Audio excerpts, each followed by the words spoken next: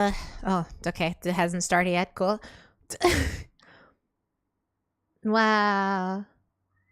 Piano Man in chat says, "Who wants?" Oh, am I a little too loud? No, I'm just always this loud. That's cool. Piano Man in chat says, "Who wants to gnaw on human bones?" Ooh, ooh, I do, I do. Is it kick? Are you offering? Do you got any for me? That'd be pretty cool. Shush. Hello, everybody. Squeak morning chat. Squeak morning, every pony. Welcome to very extra special stream. Don't ignore what I'm looking at. Ignore that. It's stuck in my head, so I really just kind of want to. I just really wanted to listen to it again. I just kind of wanted to listen to it again.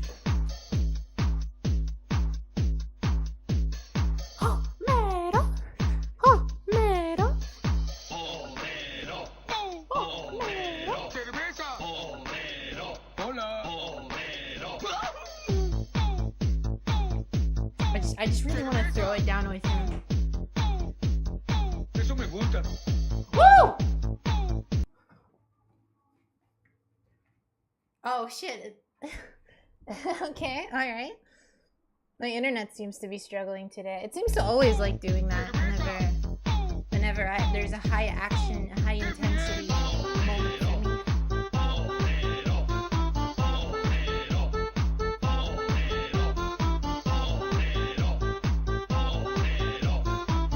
This video keeps getting sent to me. Hopefully send me this for some reason as well. Wow, fuck, maybe I shouldn't stream today. Who knows? Holy shit. Revivieron a un muerto. Pero el auto está bien. Okay, I wonder why it's doing that.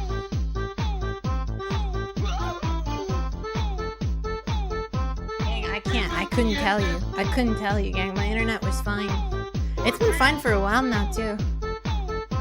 It's just for some reason it's dying. It's like actively dying. Is it because of Homero? Is Homero doing this? Is Homero actively causing my bitrate to fall so hard? From like 13,000 down to 400, 4,000, 2,000. Keep going down. All right, keep going down. Ugh. Jeez, okay.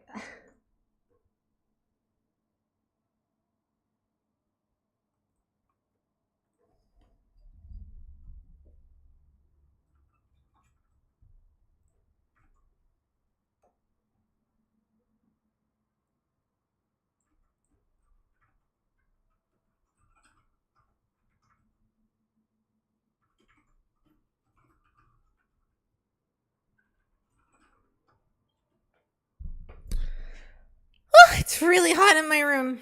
I'm gonna go turn on the AC. Hi!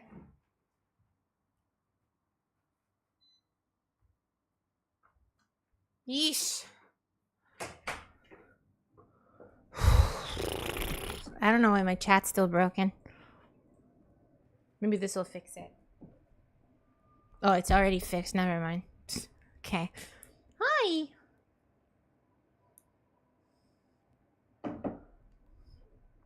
Bleh. Hello, hi. Whoa. Why is it? There we go. Ignore what that says. Ignore that. There's nothing there. Nothing there at all. What's good, YouTube? Today is a lesson. I forgot my microphone is literally in the way of my drawing tablet. This sucks. Okay. This sucks. How am I gonna go about actually being able to use my drawing tablet? Like this, maybe? Dude, nothing is even happening. Why is my internet dying so hard? Nothing ever happens.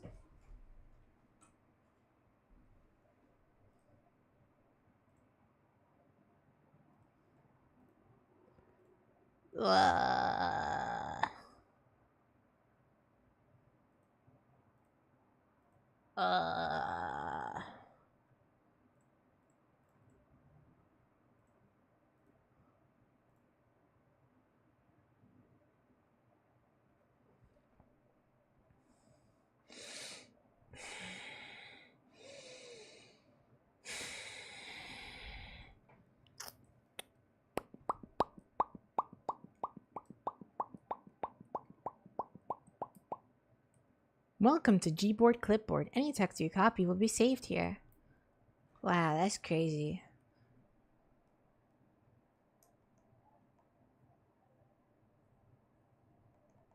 Alright, I gotta change my freaking color. I gotta change my color. Just change his color. How do I like that? Maybe? No, that's too hard to see. Maybe? Is that good? Is that a good color? Is that a good color? Does everyone agree?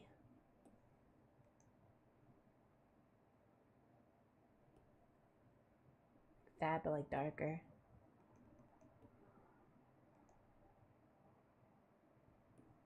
There we go, that's good. Anyways,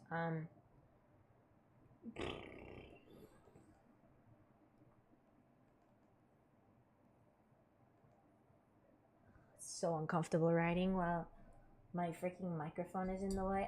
It keeps like hitting it. It keeps hitting my microphone. How am I gonna go about this?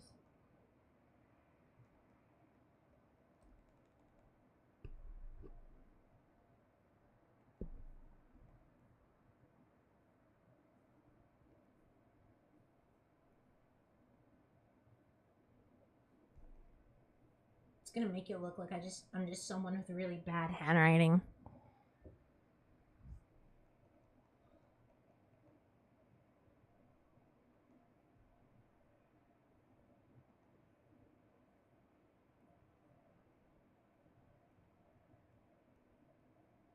This fucking sucks.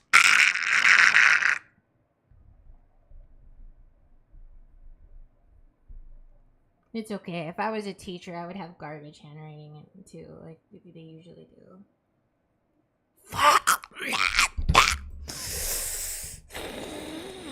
How do you do this? How do you have your microphone?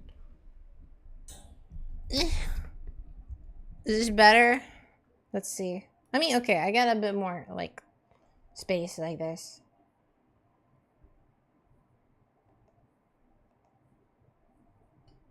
Dude. This is why I don't do drawing streams. You guys want me to do drawing streams all the time. I keep getting asked, when are you doing a drawing stream? When are you gonna draw live on stream? When are you gonna make art live on stream? I can't even write on stream right now, bro.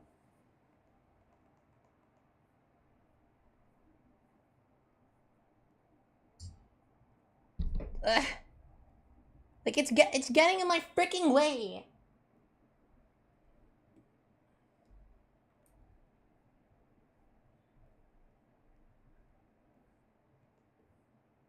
There, today's lesson, okay, today's lesson, liberal. I'm gonna write it big. Fuck. There, that's today's lesson. We're learning, it's because I found this video, Super Mario Liberal Edition. And I've been laughing. I was laughing my ass off for 10 minutes straight. For like 5 minutes straight. I don't know why. I just find it really funny, and I'm gonna leave it running in the background. Can it fucking play? Oh my god. There we go. Forced government euthanasia, there's no gas. Smuggling, chopping up children and those la la la la la. Do I have a boom arm? Yes, I do. So fucking dumb.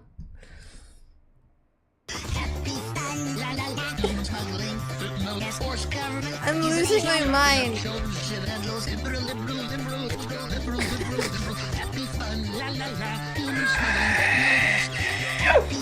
Alex Jones doesn't need auto-tune.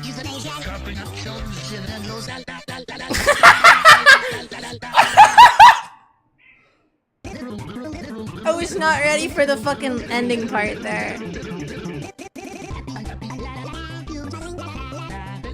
Okay, this fucking sucks. I'm gonna open the book now.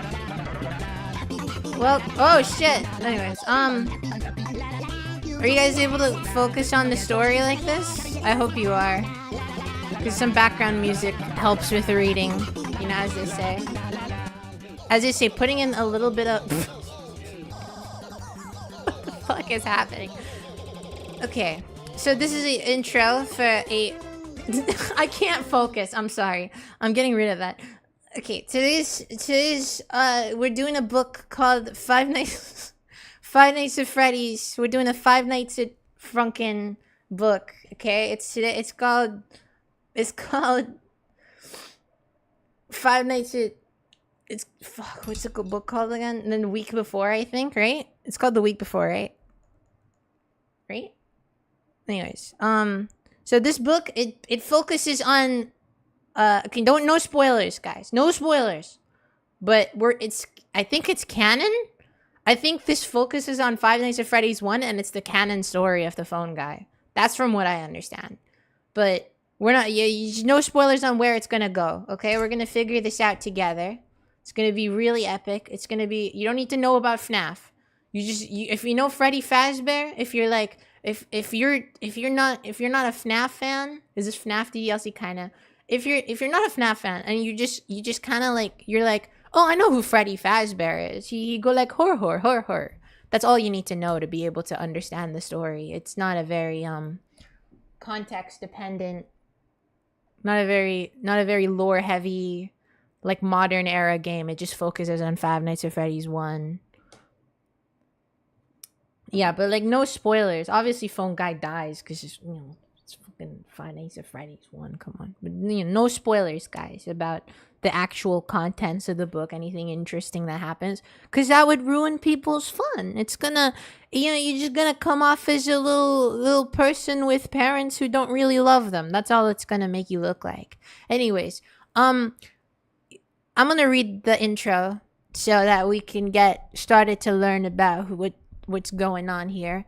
You are Ralph, and working security at Freddy Fazbear's Pizza is your dream job. At least that's what you told them in the interview. You've been there for so long, the relentless, cheerful animatronic characters feel like old friends. You love how their antics bring saccharine smiles. What does that mean? Saccharine smiles.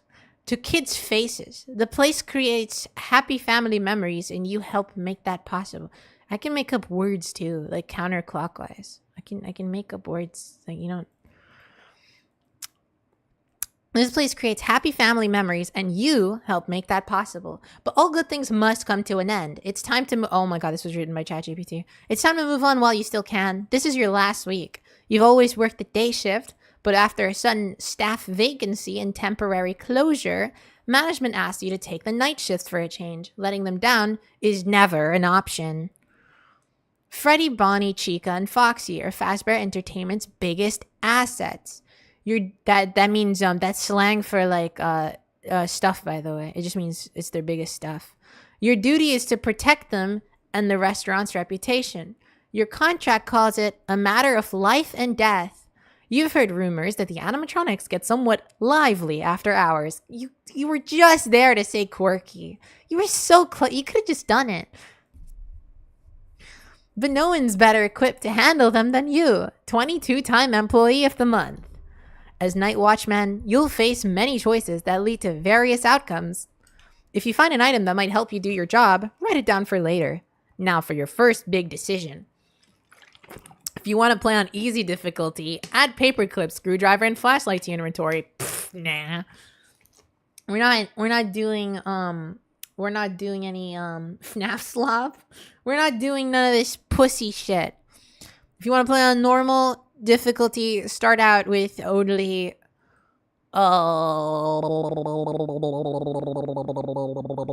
your wits. Okay, well, let's add something to my inventory. How do you draw wits? Like a brain? There you go. That's how my brain looks like. If you want to play on normal difficulty, start out with only your... I already read that. Whoops. Alright, you guys can't see my brain. There you go. It's right there. I should probably, like, move it over slightly then, shouldn't I? There you go. I'm gonna just kind of like do that. There you go. What's up? What's up? Okay, let's keep going. Let's keep going. All right. Night 1. Oh my god, it's just like playing FNAF. It's like playing FNAF, but if you don't like video games, because you're like a book nerd. This is like what the D&D equivalent to it. The security office at Freddy Fazbear's Pizza is practically a second home. You spent so much of your time here over your career. Probably too much time cooped up in a glorified closet, staring at a buzzing, flickering monitor until your eyes dry out. But everyone's got to make a living. And you have an 11-year-old daughter at Copelia to provide for. You often feel like, dude, we're just making up words still. You often feel like the only thing you're good at is protecting others, even at your own expense. The office is always dark since there aren't any outside windows, but somehow, at night, it still manages to give you the creeps. You're probably just spooked because you're all alone in the restaurant, aside from Freddy, Bonnie, Chica, and Foxy, of course. Animatronics aren't fantastic conversationalists, but boy, can they sing and dance. Of course, they've also been known to do other things. Rumor is, they've become strangely aggressive lately, but surely those glitches were ironed out or they wouldn't have reopened this place. Not that customers have exactly been flocking back just yet. Where's my order? Oh, the freaking 10-piece nuggets and fries? I'm sorry, I don't really work at Freddy's, man. And I don't think they have... Do they have nuggets? I don't know. I'm sorry. I couldn't really help you with that. You're just going to have to speak with my manager. I'll try to forward you to my manager after stream. Of course, they've always been known to do other things. Rumor is they've become strangely aggressive lately. Oh, you've already read that. Okay, not that customers have been flocking back just yet. After the restaurant closes and everyone's gone, the animatronics enter roaming mode and walk around to prevent their servos from locking up. You hear heavy footsteps echoing out there now. Clomp, clomp, clomp. If animatronics encounter you in the restaurant at night, they should ignore you, but your safest bet is to stay in the office until 6 a.m. When they return to the stage, enter sleep mode, and recharge. Then you can go home. Management cares about their employees, and it's time-consuming and expensive to hire and train new ones.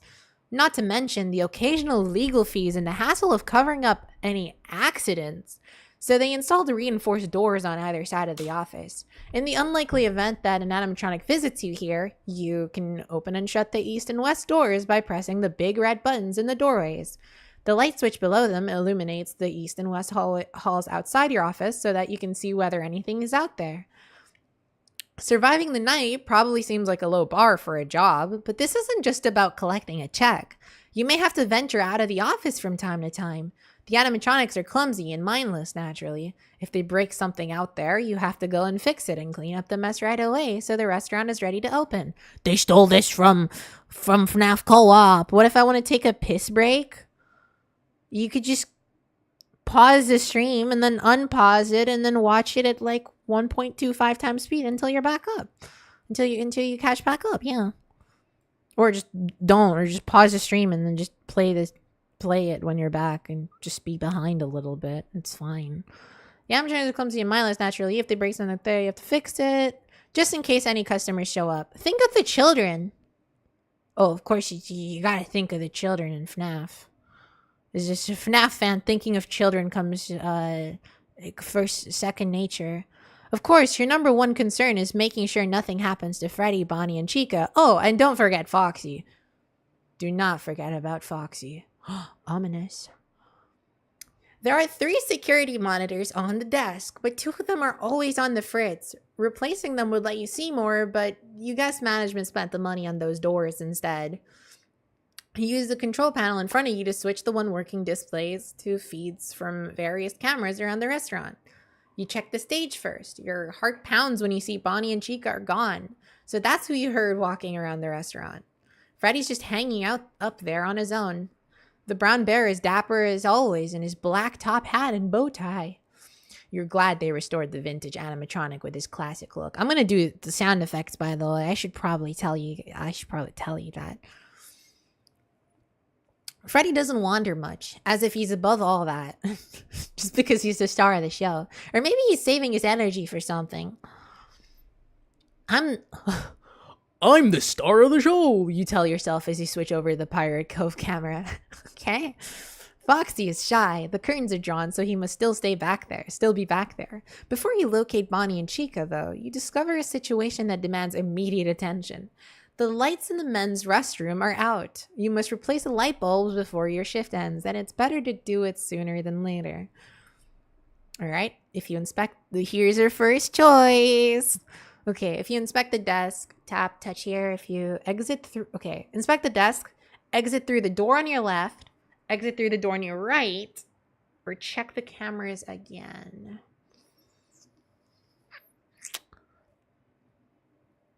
Okay, we don't really know where Bonnie and Chica are, right?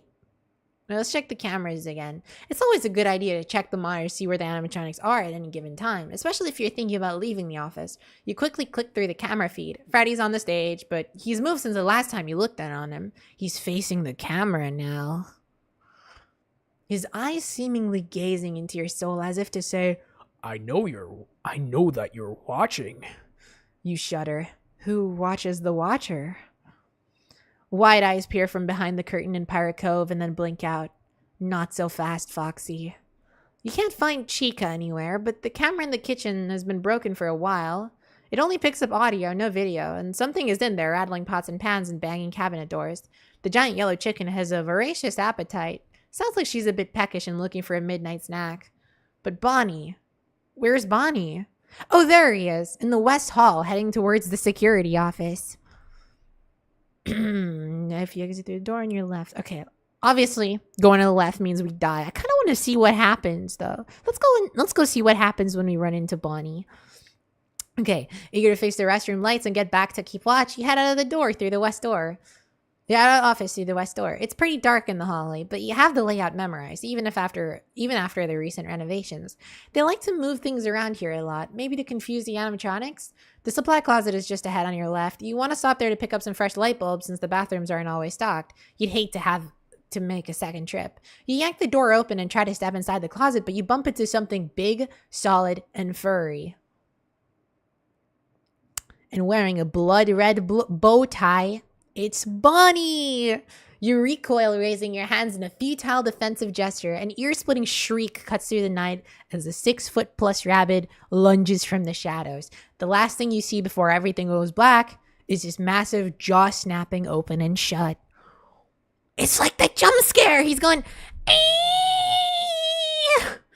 You killed yourself to say hi? That's insane dedication. What's up? What's good? Don't do that, please. I don't think YouTube's gonna get very happy if I encourage you killing yourself. I think I'll be in trouble for that, actually. He stared at the void and the void stared back. True. Freddy is a giant void of belly gas acid. Okay, let's check what's in the desk. I think there's a free thing to pick up. The new day shift security guard left quite a mess. Scrunched up food wrappers and empty soda cups everywhere. You know it can be hard to stay awake while watching the cameras for 6 hours, but there is an unspoken rule in this office. Stay refreshed. God, I'm already getting freaking dry voice. Keep it clean for the next person. You're gonna have to leave a passive-aggressive note before you finish tonight. They'll never make employee of the month. They'll never make employee of the month with an attitude like that. Just because we don't often meet our fellow employees doesn't mean that we aren't part of the same friendly Fazbear family.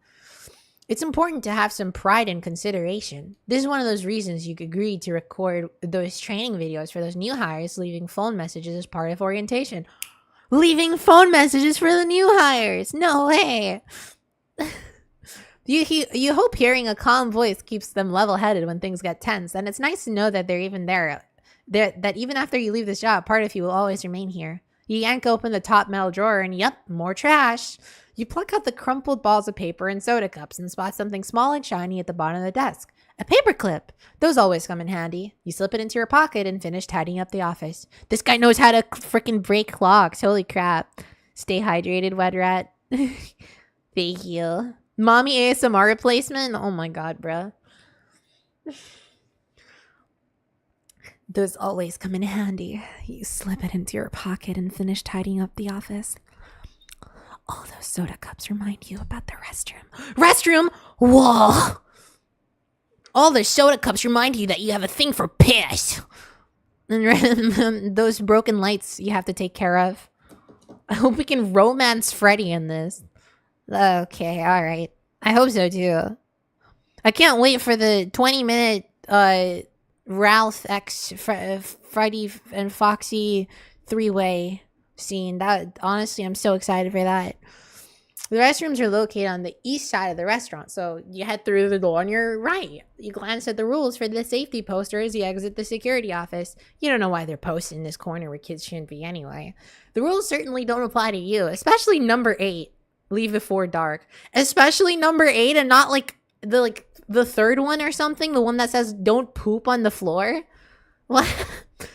Okay. The rules don't apply to you. You know that you're allowed to poop on the floor. Clearly that one doesn't apply to you like the others do. Like it does to others. You laugh nervously. The hallway is decorated with cheerful stars and checkboard stripe matching the floor tiles. But the dim light from the lone fixture overhead makes the fading decor seem almost sinister, especially the vintage character posters for Chica, Freddy, and Bonnie. What was that? You thought you heard something, but it was far off. A clanking sound, maybe? A clanking sound. Maybe from the kitchen? The kind of sound a 6-foot-tall animatronic chicken might make if it knocked a metal pot off a counter. You pause and strain your ears to listen, but you hear nothing more. You reach the dining area. An overhead light illuminates 6 long tables already prepped for a party with confetti tablecloths and party hats lined up. You start to make your way to the restroom, but you freeze at the sound of slow, heavy footsteps. Also, I forgot to add the clipboard to my inventory. Not the clipboard. What's it called again? Paperclip. How do you draw one again? It's like that. Something like that. Wait. Hold on. It's like slightly more like elongated. Like that, kind of. God damn, how do you... Something like that. Stop, don't bully me. I'm trying my best here. Especially with my freaking microphone in the way. It's like, you can hear it. You can hear it. Like, come on. What am I supposed to do with that?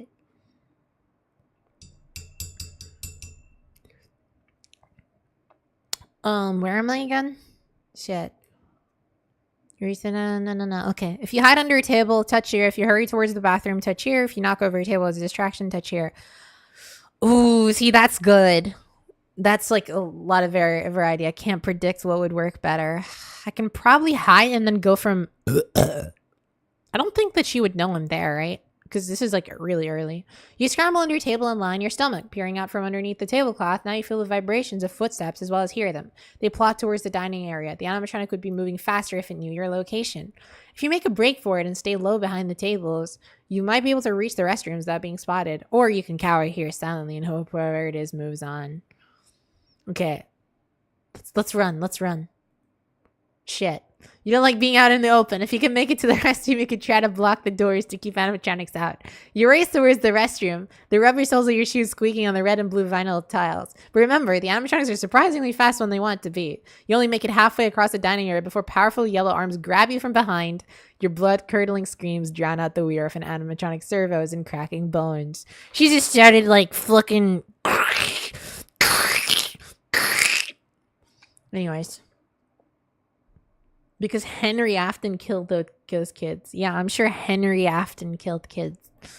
Sucks. That sucks. I'm sorry to hear that. Let's just keep hiding, I guess. They say discretion is the better part of valor, so you keep hiding and waiting. Again with the made-up words. Definitely not because you're too scared to budge. Right. The footsteps cease, and you wonder if the animatronic is waiting for you. You clamp a hand over your mouth and count the dried pale wads of gum stuck to the bottom of the table. 7. Gross. You should change it back to Joshy. Because now I don't think that my Cult of the Lamb cult is as special anymore. I can't rename them all to Garvey. You can't even rename one of your characters if you wanted to. I'm keeping those guys Joshy. It's up to you, though. After several minutes, which seem more like an hour, you're pretty sure the coast is clear. From your vantage point of the floor, you don't see any oversized animal feet in your immediate vicinity. It's time to make your move. You head straight to the bathroom. If you check the tabletop first. Like for an animatronic or for an item? I feel like it's for an animatronic. I do kind of want to see what happens though. Ooh, you crawl out from underneath the table and grab it to pull yourself up. Your legs are a bit shaky. There isn't a lot of on the table. The flimsy white vinyl tablecloth is decorated with colorful confetti. It's disposable, so after a party, the staff can just scoop up all the plates, food scraps, and the other detritus and toss it all into a garbage bag. It's wasteful, but faster and cheaper than having to launder dozens of fabric tablecloths post-children's birthday parties every single day. 5 pointed party hats with different colored stripes are lined up in the middle of the table. This reminds me of FNAF. Something shiny catches your eyes. A foil gum wrapper. You sigh and slip. You know like how FNAF has like on the tables, it has like party hats and stuff. A foil gum wrapper. You sigh and slip it into the pocket to discard later. People just leave their trash wherever they feel like it. This wouldn't have happened in the old days. When working at Freddy Fazbear's Pizza was a badge of honor. The franchise has truly fallen on hard times thanks to those pernicious rumors about missing kids and the lingering bad press from the bite of 87. Was that the bite of... If only the victim could tell what he did to provoke that attack, but he doesn't talk anymore. Or do much else, really. So the press completely blew the incident out of proportion, and the place hasn't been the same since. That makes it a little easier for you to be moving on, but you're going to be a model employee right until the end. Okay, gum wrapper. Let's just add the gum wrapper. How do you freaking draw a gum wrapper? Like...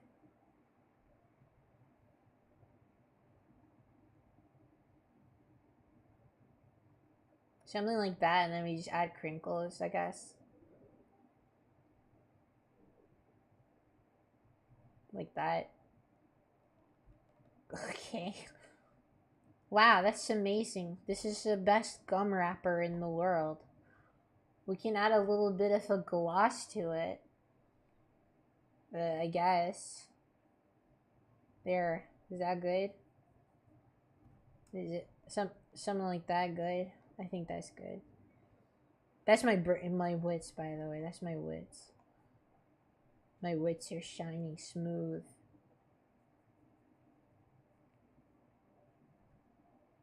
I hear if your brain is smooth, then it's really good. Everything here is shiny, allegedly. They just make their stuff really shiny in Freddy Fazbear's. It'd just be like that sometimes. Okay, you crawl out from underneath the table and grab it to play. Fuck. Okay, I've already read this. You step into the men's restroom and shut the door. The antiseptic scent of bleach still pervades the air, which is far from the worst thing you've lived in there. You try to look around, but it's too dark with both lights out. That's why you're here. What are the odds that 2 bulbs would burn out at the same time? Maybe this was some kind of power surge after all. The wiring in the building is ancient. No, power surge. After all, the wiring in the building is ancient. That's probably why the cameras always glitch and the monitors in the security office keep overloading. That might even explain some of the strange behaviors exhibited by the animatronics. Unless you shake your head, you're in the dark when it comes to that kind of stuff. In this case, literally, just focus on your job, you think. Focus on getting home to Copelia. Everything else is way better after your pay grade. If you replace the first light bulb, touch here. Tap touch here.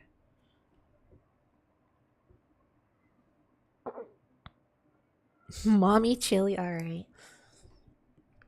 Okay, replace the first light bulb. If you listen at the door. Okay, I guess... let's just inspect the sink. Oh god, okay.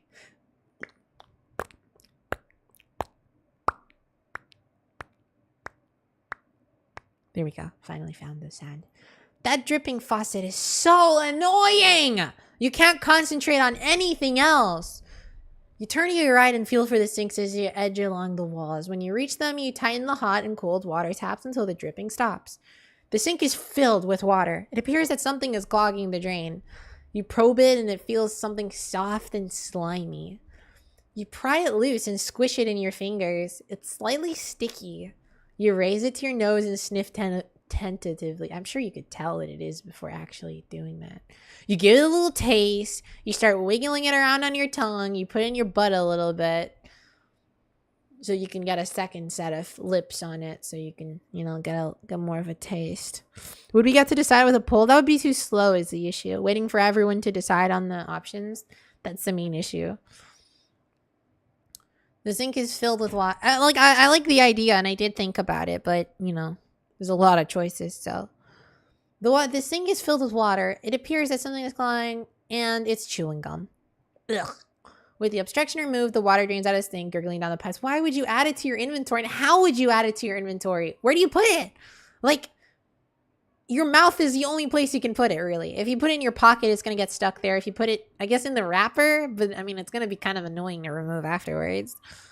But sure, here, I'll put in the freaking chewing gum. Well, whatever. Like, this, I guess that's what we're doing now. Ugh. At least this one gets a visual, so I know how to draw it. Maybe. I don't really know. How do you draw this? Like that?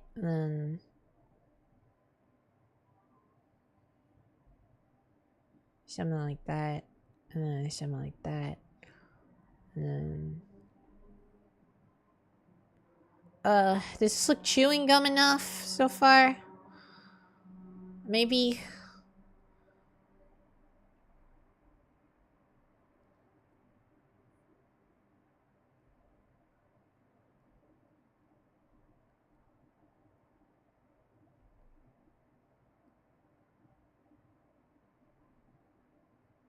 I mean, that part looks like it's dripping off, I guess. I kind of like that. And then chewing gum would be like glossy, I guess, wouldn't it?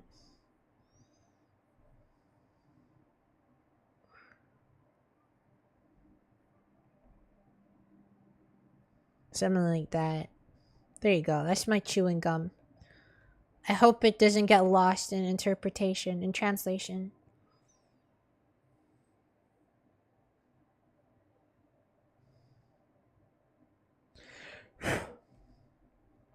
There, I think that's pretty cool. Put a piece of hair in the gum. There's no piece of hair in the gum, though. That wouldn't be lore accurate. I like making my drawings lore accurate. You know, it's gonna disrespectful otherwise. Okay. But here, for anything for you, Joshy, since you asked so nicely. Here, that's a piece of hair. Is that good? That's a singular hair strand. I'll add another one, just for you, bro. I'll add a third one. Alright, maybe it's a little too much now. Maybe if I, like, put it, like, over, like... No, that one is good. I liked it like that. Now it kind of looks like it has, like, a bandana, kind of, in the back. Anyways. You step in the men's restroom. Yeah, I already did this. If you replace the first light bulb, tap, touch here, listen at the door. Let's listen at the door. Maybe the darkness is making you paranoid, but you press your ear against the door and listen. If an animatronic follows you into the restroom, it won't be great for you. There's only one way out. At least I'm the best in this place for a reason to lose your control. At least I'm in the best place for a person to lose control of their bladder. You chuckle and wince as the sound echoes around you. The restaurant sounds quiet, which oddly makes you feel even more nervous. The darkness seems to be pressing in on you, making it hard to breathe. Even harder to think. Your imagination is making it run wild without any sensory inputs. All you want to do is replace the light bulbs and get back to the security office as quickly and safely as possible. Alright, let's go. Wait, I can just do the inspect the sink again, constantly, and then getting more and more. Infinite gum glitch! Alright, I don't think it works like that. I don't think it works like that. How many night watchmen would take a bullet for you? That's so sweet. How many night watchmen does it take to change the light bulb? None. They refuse to do it because if they chase away the night, they're out of a job. You smile to yourself as you take a detour to retrieve a step stool and new light. You smile to yourself as you take a detour to retrieve a step stool and a new bulb from the maintenance closet. You often make up jokes in your head while you're working. This does just sound like Scott Cawthon's self-insert character. I can't lie, and it probably is, right? Because it's voiced by him, but I don't think that necessarily means that. But I think it is supposed to be using self-insert. It just sounds like the kind of thing Scott Cawthon would say and do in these situations. Like he literally went. While writing this, he went like, "What would Jesus do?" But instead, he went, "What would I do in a situation like this?" When he was writing this book. She'll groan loudly and say affectionately, "Bad joke, Dad." Oh shit, sorry. You smile at your chef as you take a detour to retrieve a step stool, blah blah blah, while you're working. You can't wait to get home to inflict your latest creations on Coppelia. She'll groan loudly and say affectionately, "Bad joke, Dad." You'll remind her that telling dad jokes is a mandatory requirement of all fathers, and you never shirk on your duty. The boring, real answer to the question is, of course, 1. You finish twisting the new bulb inside the socket and say, there has to be a Jesus reference. Silly, right? Every story has a writer's self-insert. I don't think that's true. That's kind of concerning for a lot of writers, isn't it? Let there be light as it flickers on, casting the bathroom in its warm glow. You blink as your eyes adjust from the darkness. The white porcelain urinals and the sinks are gleaming. This is the cleanest the bathroom will be all day. Once the restaurant opens and the kids are unleashed to eat and play, this will quickly become one of the most disgusting rooms in the facility. One light down, one to go. Let's listen to the door again. Your caution pays off. You hear footsteps outside, moving much more quickly than Bonnie or Chica's usually do, getting louder by the second. While you've been in the restroom, you haven't been keeping an eye on Pirate Cove. Foxy must have left this attraction. You hope he didn't hear you working in here, but he does have big ears. They're among the few parts that still function on the tattered old animatronics. Yeah, he's on his way to the restroom right now, and you don't have much time before he gets to you. If you barricade the door, touch here. If you hide in a stall, I think we should hide in a stall. I think he can't barricade the door in time. But I kind of want to see what happens if he tries. So I'm going to go with that. You can't lock the door because kids always find a way to get themselves trapped inside the restroom. So you look around for something to shove against it. The trash can doesn't look heavy enough and you're out of time. Foxy is outside. And the door moves inward and you lean your back against it, pushing it closed again with all your might. All Might reference? As if your life depends on it. Which it does. The doors don't have bathrooms, though. And the bathrooms don't have doors in FNAF. It's the stalls themselves that do, but the entrance to the bathroom is always open in FNAF, I'm pretty sure. Like, you know, like normal bathrooms typically are. In, like, almost every other place. Well, actually, yeah, some places do have doors, but it's, you know, typically they don't. The light bulb you just changed starts flickering as Foxy's metal hook bangs and scrapes against the door. Each impact sends a jolt through your body, vibrating in your bones. You hope Foxy will just go away, but he just keeps pounding on the door and screeching. Sweat pours down your face and your feet slide on the sick tiles. You're losing your grip on the bathroom door and on reality. The door opens enough to let him get his metal hook inside. The pointed tip just an inch away from your right eye. All you have to do is hold the door until 6 a.m. Unfortunately, you couldn't even hold it for 6 seconds. But Foxy, good guy. The Foxy, big guy, checking on you. Heart attack. Pants, okay. He doesn't kill you though. He just checks in on you and you got a heart attack. Or maybe that's what happened here. Maybe Foxy almost got in and then Ralph got a heart attack and died. I think that's what it was, personally. Oh my god, it just puts you back to night one. Like, yo, let me read the whole thing again. Oh, there is a paperclip. Oh, okay, so this whole time there was, like... Okay. Oh my god, this whole time there was art I was missing out on the next page. That's interesting. That's how the candy wrapper looks. But it's full, though. There's candy in the wrapper, actively. Gosh, I don't want to redraw. I'm not redrawing the candy wrapper. I kind of have to, though. Right? God, that sucks. It's not gonna be accurate. Maybe if I like kind of just kind of like there, something like that. I don't think that's how it would looking. Yeah, no, I give up. I've drawn this before, I think. Specifically that candy, just to try it out. Yeah, it would be here. If you inspect the sink, listen to the door, Foxy's coming. Blah, blah, blah. Place the first light. Listen to the door. No, let's do that to see if I die. You just remove the second burned out bulb when you hear something big run up towards the restroom door. Foxy, you think just before he busts the door open, then tattered Crimson Fox gapes at you, one eye covered with a black patch, jaw hanging slack to reveal fish's teeth. His right arm is raised threateningly with a sharp silver hook on the end where his hand should be.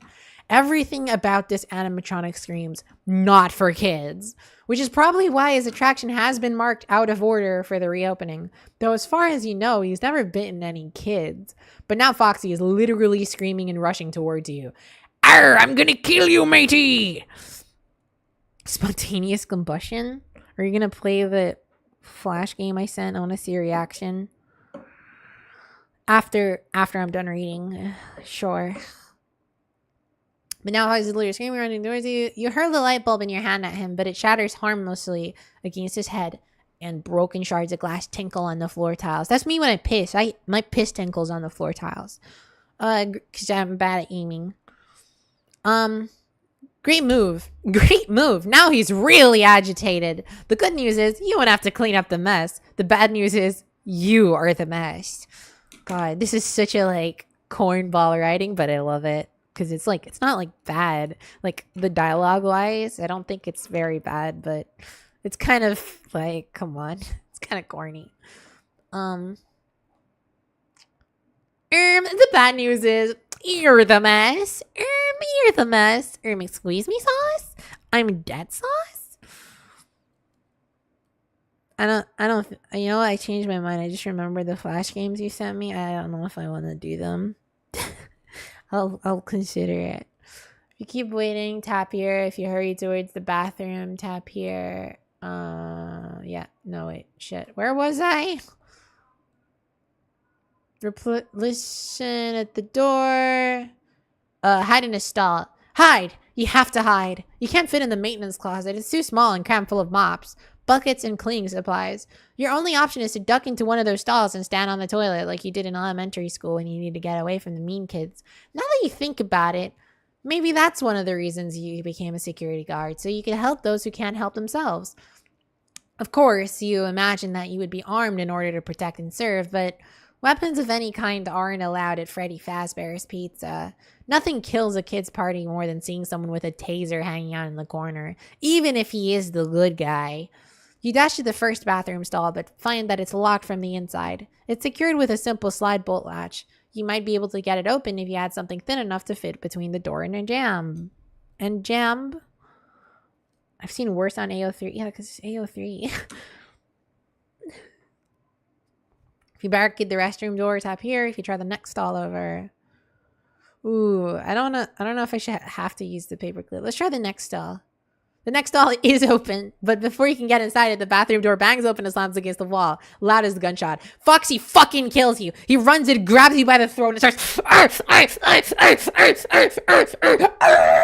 That's the sound he makes. He's like freaking He's like ignited Foxy here. He just like, he grabs you, he throws you against the wall. He like presses you against the wall with both hands, with one hand and a claw, and you're just like pressed against the wall. Your face just like that against the wall, the cold bathroom wall, and he's everything goes black. You feel a pain in your back, and everything goes black.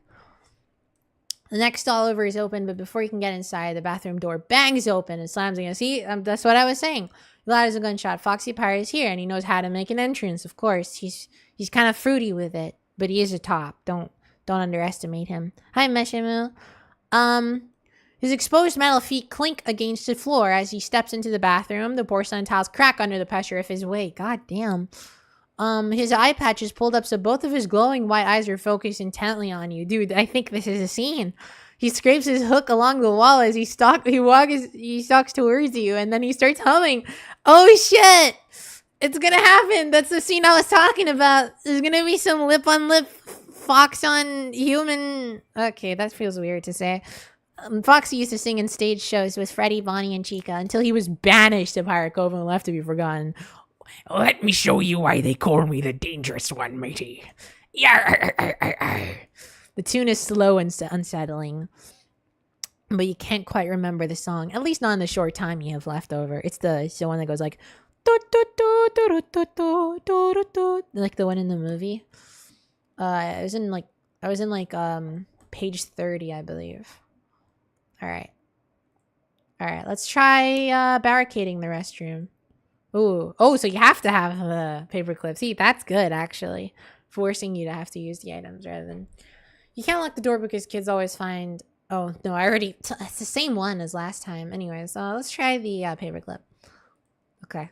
You check your pockets for the paperclip you found earlier. Got it. You straighten out the wire and then bend one end of it up in a right angle. Foxy isn't the only one with the hook now. It's a serious situation. Come on now. You insert your new makeshift tool between the door and frame and fiddle around a little. I wish Foxy could fiddle around in me. It only takes you a second to catch the knob of the bolt. I wish you could catch my knob. Unslide the lock open. The door swings out towards you. You slip into the stall and pull the door closed. You don't believe this? The door won't stay shut. The slide bolt is jammed now. Oops. And you can't lock the door. What rotten luck. It is not taken with enough seriousness. This Marvel writing is... Sounds like Bojack for him. Do you mean Bojack? It sounded like Mr. Krabs. I forgot how regular Foxy sounds.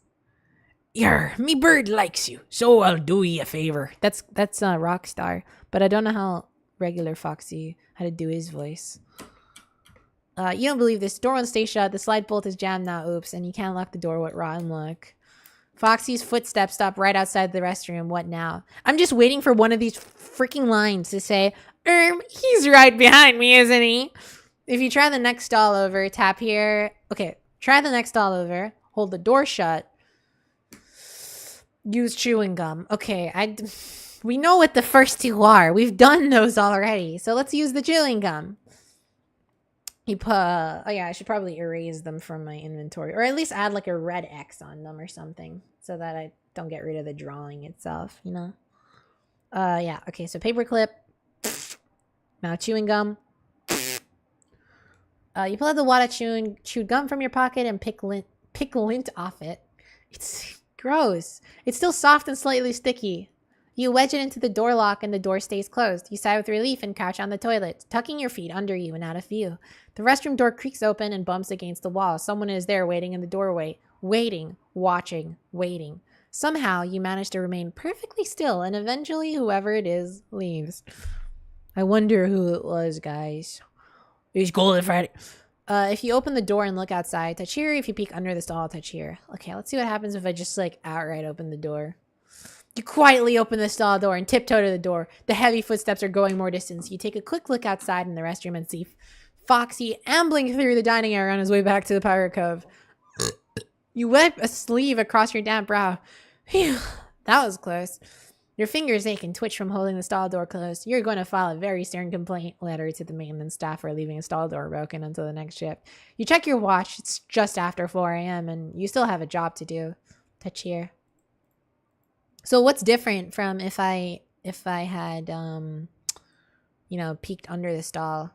You lower yourself gently to the floor of the stall, freezing any time you make the slightest sound and waiting for a moment before you continue. Soon you are lying on your belly, grateful that the restroom has been so thoroughly cleaned. You peer out from under the door, no sign of the amount of legs and feet of Foxy's exposed endoskeleton. From here, you can glimpse a sliver of the restroom hallway, and beyond that, the dining area. All is quiet. You lie there for a few more minutes to be sure you're alone, settle down, and catch your breath. That was close. Why don't you just stay here until 6 a.m.?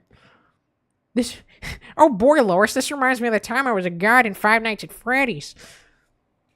You lie there for a few more minutes to be sure you're alone and to settle down and catch your breath. That was too close. You're getting nervous about being outside the security office with its cameras and door locks to make you feel, well, more secure. But before you can head back there, you need to finish your job for the night.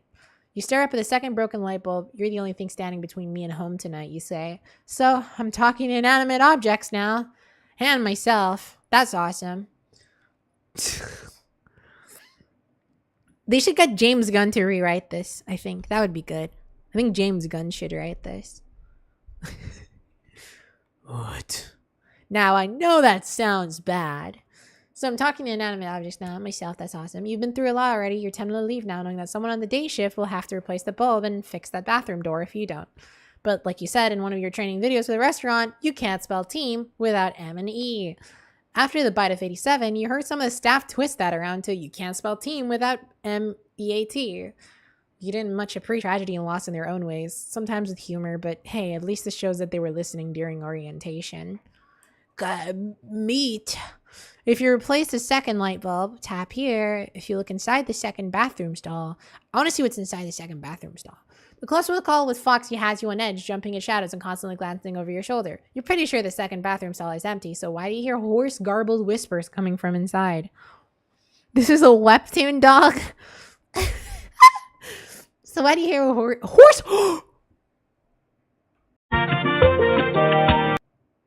There's a horse inside the toilet. But yeah, that's Golden Freddy. You can't make out the words, but it sounds like someone is reciting poetry or a song or a children's rhyme, or maybe it's a jingle from a TV commercial. Something, something stains, something, something remains. It's probably an ad for laundry detergent. Sure, yeah. But where is it coming from? You pull the door towards you, slowly empty, or not quiet. A ballpoint pen is lying on the floor at the base of the toilet. You don't know how the cleaning crew missed that, but you're definitely going to shove it in their face. You step into the stall and retrieve the pen. The door of the stall bumps closed behind you. Your pulse quickens as you imagine yourself being trapped in here, but you force yourself to turn around calmly. That's when you see in the words written on the inside of the door in angry scribbles of ink. It's me. I wonder if this book has the retcon of Yellow Bear. Like, I wonder if in here, canonically, if they ever show us Golden Freddy. If he inserts another Family Guy cutaway in this novel, I'm going to be really mad. I wonder if this is going to show us a design for Golden Freddy that is the FNAF 2 one, or if it's going to show us Yellow Bear. That's what I'm curious about, because I'm a freaking autistic nerd and I care about things like that instead of like getting a job and normal human things. Weird. You'll have to leave a note for the crew to scrub that off first thing in the morning, and you'll be sure to suggest to management that they add no vandalism to the list of rules. You exit the stall and go to replace the second broken light bulb.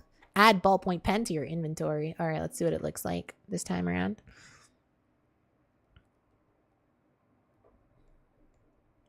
Welcome to my mine. We are mining diamonds. My freaking drawing tablet's at a weird angle.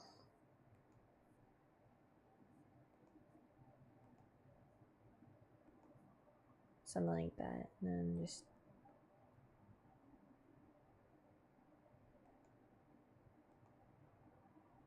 There you go. Whatever, I don't care. I don't care if it doesn't look amazing. Shut up. I'm trying my best.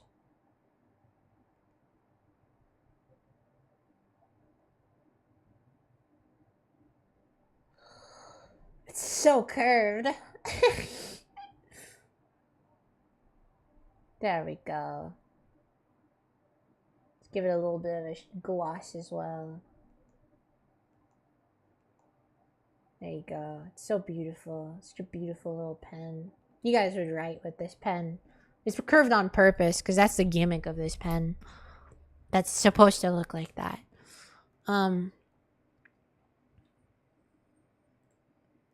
Place the second light bulb even faster than the first. The later it gets, the more dangerous it is to be outside the security office. You haven't been watching the cameras, but you have to assume all the animatronics are walking around now.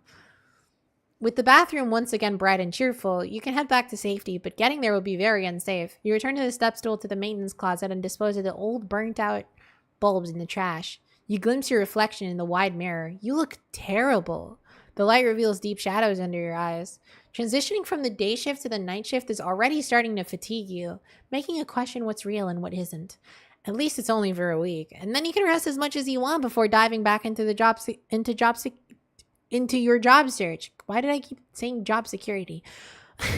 A position is opening up for security guard at your daughter's school, and you really hope you get it.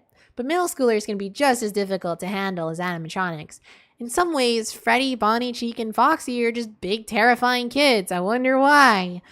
You hope you don't run into any of them on your way back to the office. Better hurry, though. Your shift is almost over. If you leave the restroom right away, tap here. If you listen at the door, tap here. You're reaching the cat moving, but you press your ear to the bathroom door and listen. It sounds quiet out there. You grab the handle and are about to open the door when you glance down. Faint light from the dining area seeps in from under the door, but it's interrupted by two shadows. Oh my god, this fricker isn't ever gonna leave this toilet, bro. By two shadows. Those could be feet, you think. Really big feet. Oh, feet. I love that. The moment stretches out for a long time. Your knuckles are white. You're gripping the door handle so tightly, but then the shadows are gone and you hear footsteps moving away. You've been breathing shallowly this whole time, worried you'd be heard, so you take in a deep breath. It's now or never. Okay? You sneak back to the security office without encountering any more animatronics, but by the time you get there, it is 5:45. Your shift is almost over. You check the cameras. To your relief, Bonnie, Chica, and Freddy are all present on the stage. Actually, I do want to see what happens if I... Spoiling myself by accident a little bit. Let's go here, and then let's go leave the restroom right away. You can't return to the security office. Oh, shit. Okay. You can't wait to return to the security office, so you yank open the bathroom door. Bonnie's in the doorway. The 6-foot tall rabbit animatronics look down at you with malevolent red eyes, groaning softly. He goes like, this is how he sounds. He goes...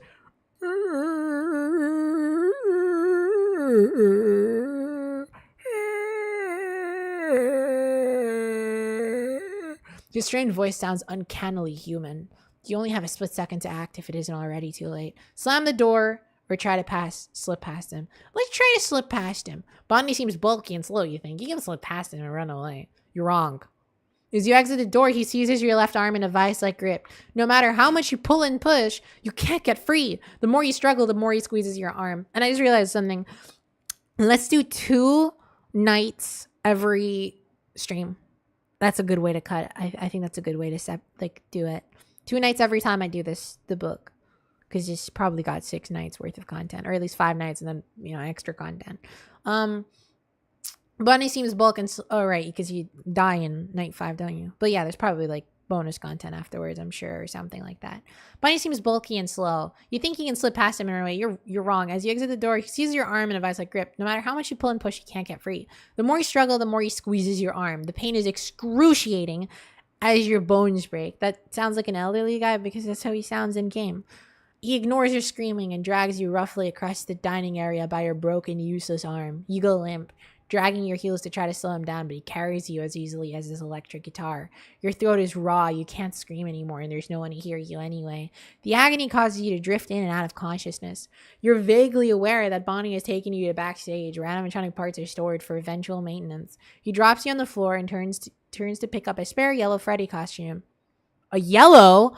Wait, what? All right. He walks towards you with it while you use your good arm to scoot away from him. Bonnie wants you to puts you inside the suit for some reason, even though there's no way you can fit inside along with all its motors and servos. If you manage to live through the experience, you'd be surprised at how much he manages to squeeze you in. Game over. Tap here to try again. All right. It just instantly. Okay. Blah.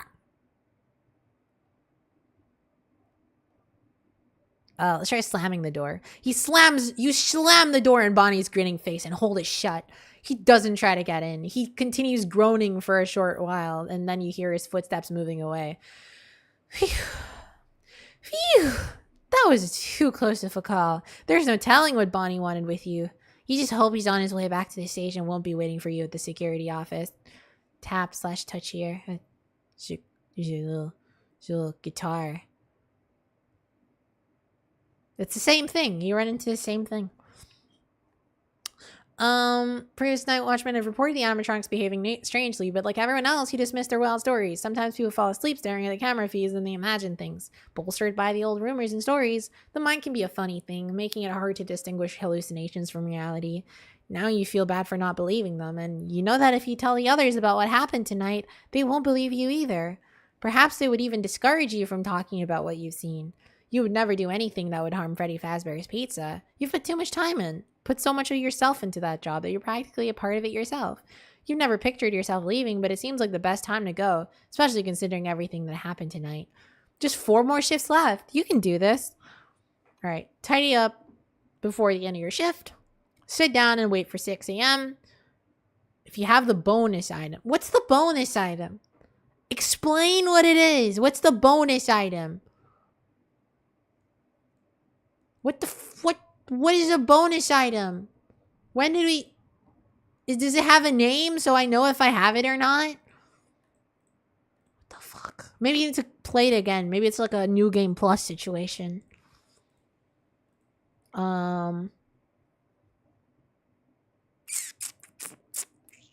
Where's Bonnie? There he is. Tap the touch here. I should probably remember the number I am on.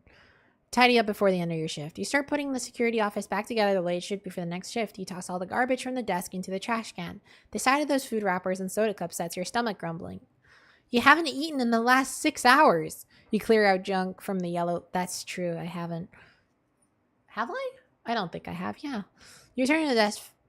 clear out junk from the yellow lockers at the back of the room as well, including a year-old packet of toaster pastries that you choked down anyway because you're that hungry. You return to the desk, 5 minutes to go. You click through the cameras, the animatronics are still where they belong. Already the events of the nights are starting to seem like just a bad dream. Your attention falls on the poster behind the TV. Celebrate, it implores, in bright, bubbly letters above a group photo of Bonnie, Freddy, and Chica. These lovable characters couldn't be capable of the horrors you've just experienced, could they? Maybe you've just been misinterpreting everything. This play's gonna have that effect on people when it's late, and you're tired and hungry and lonely. You stare at the image while moving your head from side to side. For some angles, it looks like there's a bulge in the paper. Before you can investigate, a red light starts blinking on your telephone. Let's investigate the poster, actually. You lean over to your desk to get a closer look at the poster. There's definitely a bump on the wall under Freddy Fazbear's nose, giving it a 3D effect. There's one thing you've always wanted to do to Freddy, but the pizza place has rules and you're a stickler for rules. You even wrote some of them. Number 6, don't touch Freddy. You poke your index finger into Freddy's nose and you're surprised to hear a honk. Even more surprising, something behind the poster falls to the floor with a soft clatter. You push the chair out of the way and crawl under the desk. It's even more disgusting down here, with crumbs and something dark and sticky on the dingy old carpet. It's just soda, you tell yourself, wiping the palm of your hand vigorously on your pants. Way at the back, you find a thin plastic card lying to the wall. It's like some help wanted shit. Way at the back, you find a thin plastic card lying to the wall. You haven't seen one of those in a long time. They stopped issuing them to employees because there was so much turnaround. This is one of those old security badges, but the face and name have been scratched out. Whose was this and who hid it here? Add ID card to your inventory. It's William Aftong! It's William Aftong! Holy chud.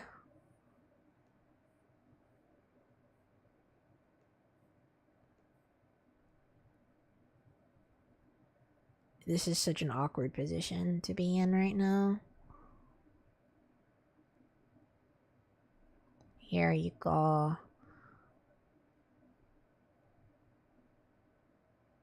I'm gonna draw a freaking Facebook profile picture, head ass. There you go.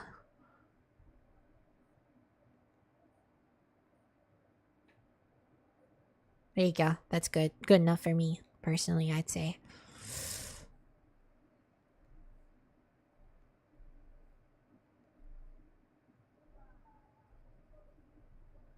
Proceeds to add more to it.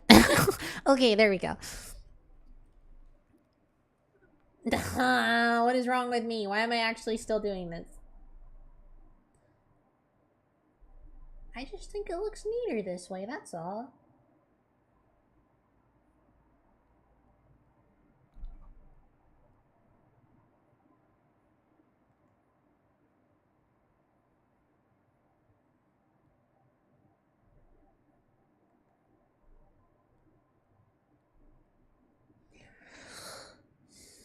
Don't say chud, that's my word. Okay, bro.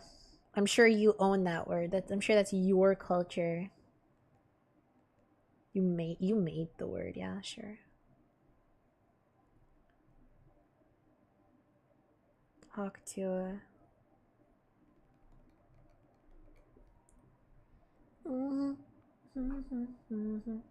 There we go. That looks beautiful in my opinion. You watch the clock on the desk as the numbers flip over from 5:59 to 6 a.m. Yay! You survived your first night at Freddy's. All is quiet as you leave the security office and pass through the restaurant. You step outside and take in the fresh, cool air. Happy and grateful to be alive. Even though early morning light seems too bright after the darkness of the pizza place, you lose all sense of time in there, since most of the windows are in different parts of the restaurant. There isn't a cloud in the sky. It looks like it's going to be a beautiful day. Too bad you'll have to sleep through most of it once you send Copelia off to school. And then it won't be long until you're back here for a second night. Who knows what that will bring. You lock up the restaurant, wave goodbye to the sleeping animatronics inside, and head home. We're gonna have a freaking home section now, aren't we? Oh man. Okay, maybe I don't know, maybe I should do freaking like one night a stream. I don't know. When you get home at 6:30 a.m., you wish you could go to bed, but your day isn't over just yet. Now it's time for your second but most important job, parenting. Yes, we're having day sections now in FNAF. This one is full-time and pays nil, but you wouldn't have it any other way. However, getting your 11-year-old daughter Copelia up and ready for school is more challenging than anything Freddy Fazbear's Pizza could throw your way. You peek into her bedroom and see her still snoozing peacefully. Books are scattered across her bedspread and on the floor, and an open one lies on her chest, rising and falling with her steady breathing. She was clearly up late last night, reading, as usual. You laugh a little when you see drool in the corner of her mouth and a damp spot on her pillowcase. That's me. I do that. I wish I had a camera, you think. So you study her a little longer, trying to hold on to this memory for later. You go into the kitchen to make breakfast, intentionally banging pots and pans around as you cook eggs and bacon. You can't help but think of Chica and force the thought away. You're off the clock now, and you will not let the animatronics live rent-free in your head. The combination of Copelia's alarm clock and the aroma of the bacon is enough to wake her. She pads out into the kitchen in her rocket ship pajamas, hair a tangled mess, and her face lights up when she sees you. Missed me, huh? Well, it's just a big guy. He should. Fazbear employees gotta be exclusively Caucasian. I feel like anyone else is just leaving, bro. Yeah, no, that's true though. It's in a lot of FNAF books. It's just the fucking white people shit happens to.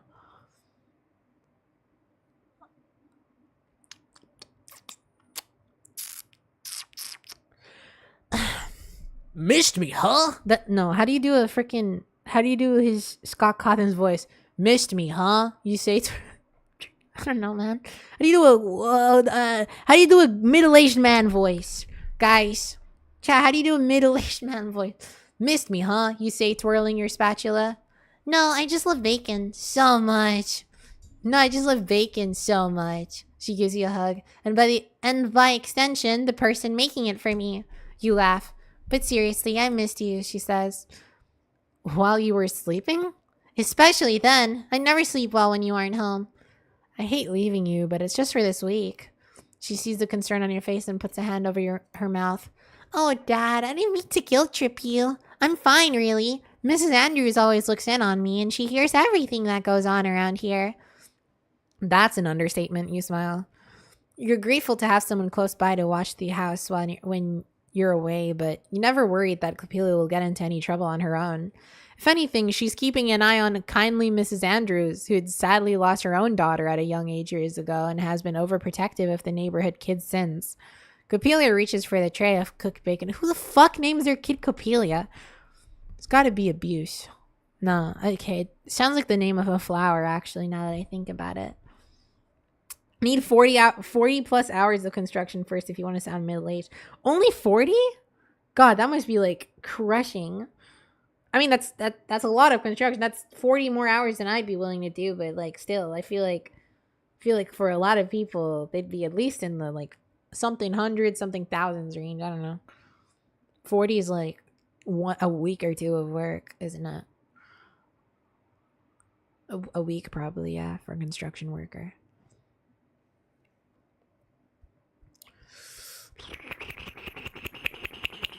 You slap her hand away. You are not getting one slice of bacon until you're dressed for school.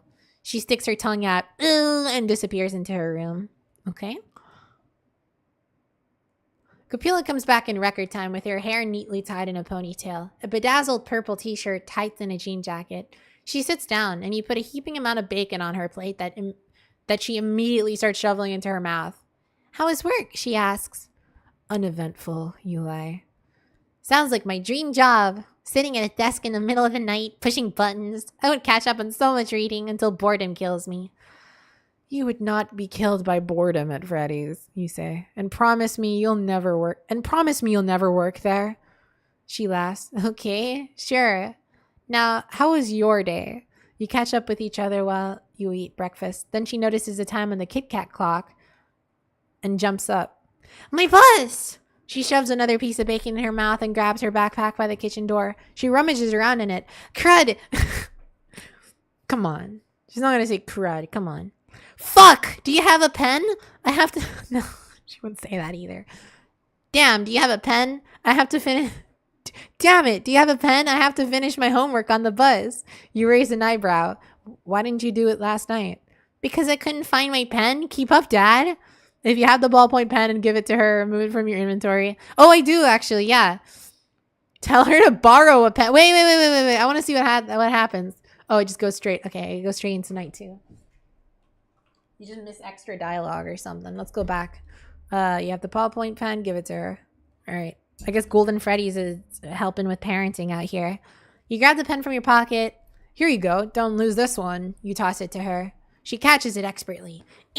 She should really be on a sports team, but all she wants to do is read, tinker with projects in the basement, and play the Sega Genesis. Yo, based! She's a great kid, you think. I don't know how I got so lucky. Thanks, she looks at the pen. Freddy Fazbear's Pizza Employee of the Month. Don't you have like a drawer full of these? You're the best worker there. Not that the bar is that high. Hey. Wait. Hey, give me my pen back. Wait, didn't you just give it to her? Wait, what? Why'd you ask for it back? That's confusing. Hey, give me my pen back. Nope. She twists the pen and discovers there's a screwdriver inside. Wicked! Yeah, you probably shouldn't be bringing that to school. You stand up. I'll find you another pen. The bus honks outside. Too late, gotta go. She runs to the door. A moment later, she runs back and gives you a kiss on the cheek. Love you. And then she's gone, with your pen in hand. You already miss her. At least working the night shift doesn't take away from your time alone. Though you don't like the idea of leaving her home alone, even under the sometimes too watchful eyes of the neighbors. Just 4 more days. You yawn and head back to bed. Oh, they're going to make us feel way worse about the phone guy now. Oh, man. I kind of wish it wasn't spoiled that. Like, I originally, when I started the start of this like a couple months ago, just the beginning part, I just drew like the candy wrapper and a bunch of, and the paper clip. And I honestly, and I think the gum too, but, I didn't know that, and then I got spoiled for me like a little after, even though the book's been out for a long while now. Very unfortunate. All right, night 2. If anything happens to her, Scott's gonna have some unhappy visitors. Based, yeah, no, that's fair. No, I don't think Copelia is gonna die, but I wouldn't be too surprised because a lot of children die in the book series. But I think that I think it would be a little too much if they specifically kill her too. I think they're just going to kill like Ralph, and you know, she's just gonna be devastated. I have to live with someone. Who would she live with? Like maybe they just won't. Maybe there's an epilogue that goes into it, what happens with her, but maybe there isn't. We'll see what goes on. Night 2, 12 a.m. You yawn. Time to make the donuts. You usually start your shift repeating the well-known catchphrase from those donut commercials, but there aren't any coworkers here to laugh along with you. The only people who ever laughed were the new hires. The first time you said it, and they were the only being polite since they thought you were their boss. But you're nothing if not consistent. It was easy to do the right thing every day at work here, but at night, it's hard to know what the right thing to do is. You're in an unfamiliar territory. Unfortunately, you're not only consistent, you're persistent too. You never give up trying until you get the job done. You hope that's one of the better qualities Copelia picks up from you. You also hope you'll be around for a long time to teach your daughter even more lessons about how to live and survive in the world as she grows up. As much as you love this job, you want more for her future than a dead-end career as a security guard. Most importantly, you hope that if anything happens to you on the job, she stays far away from Freddy Fazbear's Pizza. If you check the show stage camera or check the dining area camera. Let's check the show stage. You punch the button for the show stage camera. Freddy and Chica are both there as they should be, but Bonnie's already left. No, wait. Bonnie is still there. Most of him anyway. His body is on the stage, but his head is gone.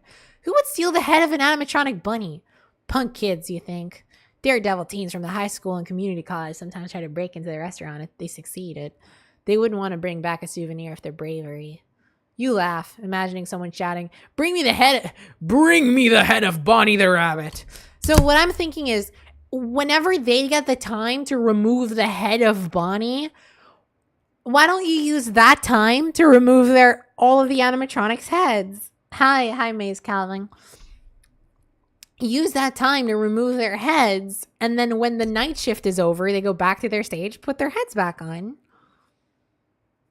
Come on, it's not that hard. It's not that hard to think of. It would save you a lot, since apparently they have ability to see and hear. That would heavily make them easier to deal with, just crippling them like that. Maybe he feels really bad. Maybe he considers that assault or something on the animatronics. Of course, if anyone actually succeeded in breaking into Freddy Fazbear's Pizza after hours, they would be the ones in danger of losing their heads, figuratively and literally. But this is no laughing matter. You have a real problem now. You have to find and reattach Bonnie's head before the place opens in the morning. As terrifying as animatronics can be to some young children, they'll really freak out if they're greeted by a headless one, or maybe one no one would notice. Just get the head at the end of the night. Hello? This character has ultra ADHD, and he's a stand-in for Scott Cawthon, so maybe it's just Scott Cawthon writing all of his thoughts down, everything he's ever thought about FNAF 1 into one book. Oh gosh, I hope we get more of these interactive books. I only know of 2 of them. I don't know if there's more now. I wonder if there are. Check the dining area camera, check the restrooms camera, or check the backstage camera. Let's check the backstage camera, because that might be where it is. May Menton's had to remove Bonnie's head to work on it, and no one told you. No one ever tells you anything. If so, the head would probably be in the parts and service area behind the stage. You switch over to the backstage camera. A large metal endoskeleton rests at the end of the work table. You see masks for Chica and several variations of Freddy, but no Bonnie head. Power cables dangle down from the ceiling. That's a fire hazard if I ever saw one, you think. You considered raising your concern with management, but they hardly ever take employee suggestions. A little voice inside you says it might not be a bad thing if this it might not be a bad thing if this place burnt down. Man. As long as it doesn't happen until after you collect your last paycheck and no one, human at least, is in the building at the time. You also notice an empty Freddy Fazbear. Yeah, because fuck the dogs. Don't fuck the dogs, guys. Don't fuck dogs.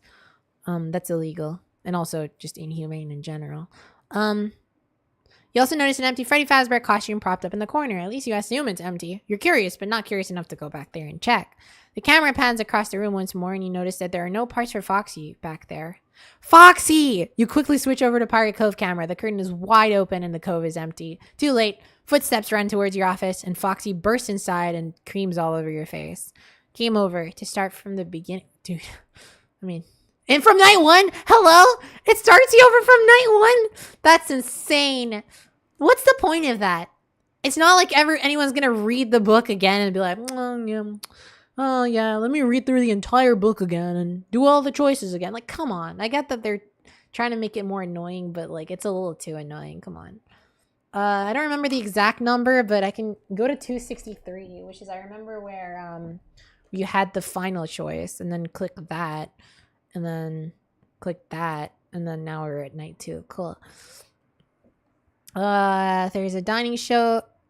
Okay, show stage, dining area, restrooms. Let's go to the show stage, and then check the restrooms. You punch through the button of the restrooms, the camera pans back and forth, and you're glad to see everything appears normal. Normal for Freddy's, that is. The light bulbs you installed yesterday are still going strong. You feel good that the countless patrons were able to relieve themselves during the day. Thanks to your efforts.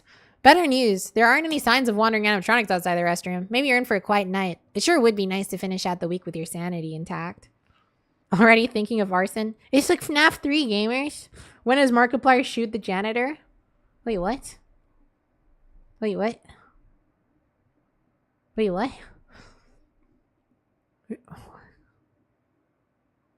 Hello? Maybe you're in for a quiet night. It sure would be nice. Okay, if you check the dining area, check the party rooms camera. Let's check the dining area. Yeah. You punch the door for dining area just like last time. None of these are telling me to check for Foxy. Foxy just killed me earlier, so you punch the button for the dining area just like last night, and the tables are set for a big party with tablecloths and party hats all laid out. You wonder if the room was used at all. It looks like the exact way it did yesterday, as if nothing has been touched, or the staff is simply meticulous about placing everything exactly where it should be. When you do the same job day in and day out for years, you get pretty good at it. There is one thing out of the ordinary. Bonnie's head lies in one of the aisles between the party tables. It must have fallen off and rolled down there. It's a good thing that happened. How does that happen? That happened after hours because nothing sets off customers more than a malfunctioning animatronic. A head detaching and bouncing off the stage would probably result in some kids needing therapy, not to mention their parents. Are Bonnie's eyes looking at you? The head is lying on its side, but his eyes are trained right on the security camera. Is it a warning? A cry for help? You shake your head. It's just an optical illusion. And indeed, when you look back at the monitor, Bonnie's eyes are looking in a different direction. You need to go reattach Bonnie's head and make sure this doesn't happen again, especially during a performance. My God doesn't know about FNAF the musical. I do know about FNAF the musical. I just didn't know you were referencing that because I thought it was about this. I thought you were referencing this.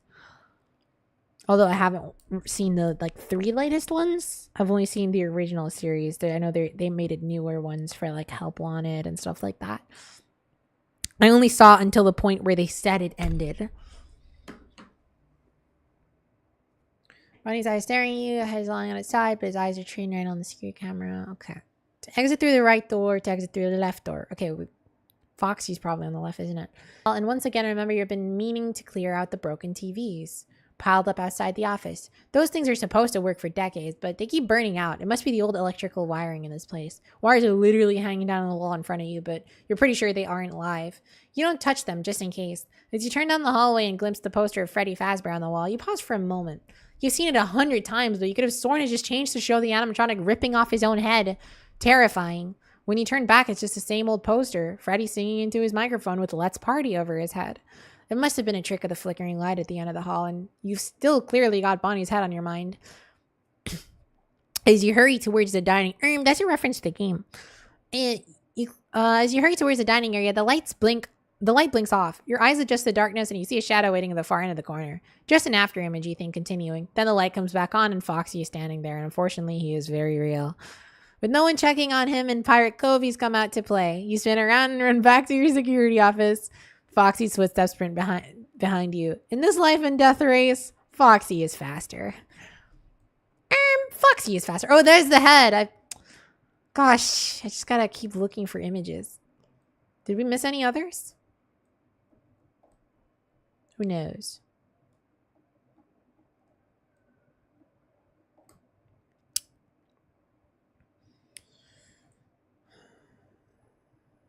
Okay. Check through the right door. You arrive at the dining area. Bonnie's head is lying on the floor, staring vacantly at the stars and streamers. So basically, this dude just got chased down by Foxy, but he didn't notice that because he left his office at the perfect moment. Foxy's like, "Oh, where the heck is he? He must be trying to hide from me. Yar!" But like this dude's just like, "Oh, Bonnie head." You're at the dining area. Bonnie's head is lying on the floor, staring vacantly at the stars and streamers hanging from the ceiling. But something else catches your attention. The doors to party rooms 1 and 2 are closed. There's party rooms 1 and 2? What the freak? This is new. Those were previously open when you saw them on the camera. Oh, so maybe there's no cameras for them. But why would there not be cameras for the party rooms? The feed in that section is notoriously glitchy. It's possible you didn't see them clearly the first time. Oh, that's their explanation for why there's doors that you just don't see on FNAF 1. Like there's 2 extra rooms. Party room 1 and 2, you just can't see them. Their explanation is that the cameras just don't show them very well. Which is true. The back wouldn't surprise me if there's 2 more like rooms back there. You arrive at the dining area. Bonnie's head is lying on the floor, staring vacantly at the stars and streamers. I'm reading that again. God damn it. You're night watchman, so you should check out anything suspicious, and this is definitely suspicious. Those party rooms are a perfect hiding place, and it's not like the animatronics to go around opening and closing doors. You still have to take care of Bonnie, but it's not like his head is going anywhere. So much for an eventful night. Okay, let's go check out party room 1. You open the door to party room 1 and turn on the lights. It's basically a miniature version of the dining area for private birthday parties or overflow space. When someone hosts a party there, they get a visit from Freddy, Bonnie, or Chica as part of the package. But they rarely use Freddy for such functions. It's also company policy to have a security guard posted in each room while the animatronic is present. A duty you have often performed, but that was before the restaurant closed. Since it reopened, these rooms haven't been needed, and of course you're on the night shift now. Everything seems quite ordinary inside. The 2 long tables are covered in white tablecloths decorated with colorful confetti. Cone-shaped cardboard party hats are lined up on each table, waiting to be strapped into rambunctious kids. You smile, thinking back on the better times. For a while, you would have said Freddy Fazbear's Pizza was the happiest place on earth if you weren't worried about infringing on trademark. MapPad didn't cover this in videos. I'm not lore accurate enough to going straight to Reddit. That's crazy. No, I don't. Did this come out before MapPad retired? I don't remember. I haven't been keeping up on the newest stuff because there's spoilers for the books, and I haven't caught up on the books. I haven't even gotten to Tales of the Pizzaplex yet, but I should be there soon. Smile, thinking back on better times. For a while, you would say Freddy Fazbear's Pizza was the happiest place on earth if you weren't worried about infringing on a trademark. Approaching steps snap you back to the moment and remind you of how much this place has changed. You consider hiding, but you have plenty of time to check out Party Room 2 before an animatronic reaches you. Okay, let's go check out Party Room 2 then, baby grill. You hustle over to Party Room 2 and open the door, or try to. It's locked. You're not even sure who has the key to this door. These rooms aren't usually locked. Naturally, now you're even more curious about what or who. How did you get to Party Room 2 before an animatronic saw you? It's not like the 2 are connected together, right? You would have to leave the room and then go to the other one. Naturally, now you're even more curious about what or who might be inside there. The footsteps are closer. They're coming from the direction of the show stage, but you can't tell which animatronic it is. You hope you don't find out. Unless you can figure out how to get inside this room, your only option is to try to get back to the adjacent party room and hide in there instead. I can't read German, bro. That's crazy, bro. Zenless Zone 0. If you hide inside party room 1, if you have an ID card. Oh, I do have an ID card. How would I have a master key? Where would I get that? Where have I not looked? In movies, people use credit cards to Jimmy open locked doors. You pull out the ID card you found earlier. The thin plastic is flexible but sturdy enough that you should be able to slide it between the door and the frame and push open the latch. But you'll have to be quick. The animatronic is almost here. It actually works. The door opens and you duck inside the room and close the door behind you. The footsteps go right past and fade away. You wipe sweat from your forehead. You switch on the lights and look around. What was so important about this room? There's no one here. It's practically a mirror image of Party Room 1, but with a striped tablecloths instead of white and party hats decorated with confetti. It also had a wide window looking out at the tree line behind the restaurant and the mountains beyond that. Only it's dark now, so all you see is the room reflected in the glass. You hardly recognize yourself or the fear in your face. You turn your attention back to tables. One of the party hats is slightly out of alignment with the others. You nudge it back into place, but meet some resistance. Something's under the hat. You lift up the paper cone and find a Freddy Fazbear branded Zippo lighter. Why is that a thing? Someone must have left it after lighting birthday candles. Okay, that makes sense.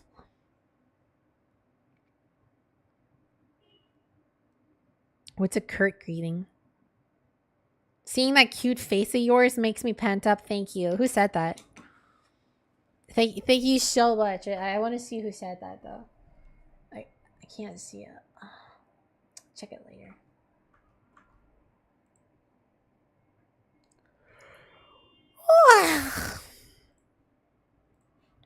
I'm glad you're enjoying the stream. Oh, it doesn't even show up. Cool. FBI Polizia. I'm not in Freddy. I'm not in America Burger. I don't have FBI thing. You know? Type shit. Alright, back to reading. Important thing. Oh my god, my internet's dying so hard this whole stream. How bad has it been? Am I seriously only getting like one frame every like million years? This is horrible. How do you even fix something like this? A lighter manufacturer collaborated with a failing restaurant. No, I think they make it themselves. I'm done. Okay. Hope you had fun, I guess.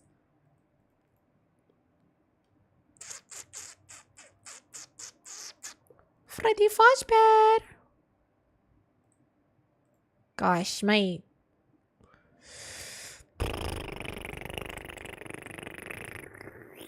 wish I could do something about this internet issue, honestly. I can't. I wish I could.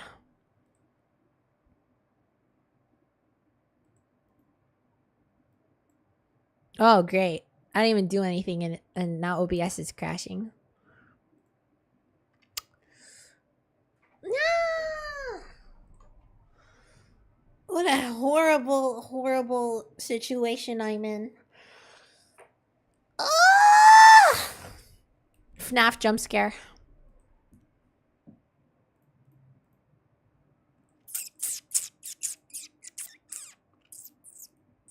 Could be the worst. At least the audio mostly isn't cutting out. Mostly? What do you mean, mostly? What do you mean? It's cutting out a lot? Oh, yeesh.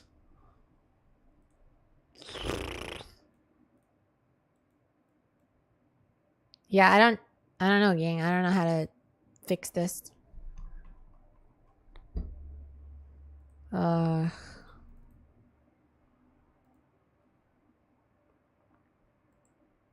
And worst part is it's also just freaking out when I'm trying to like change settings on OBS to try to get it to be less laggy.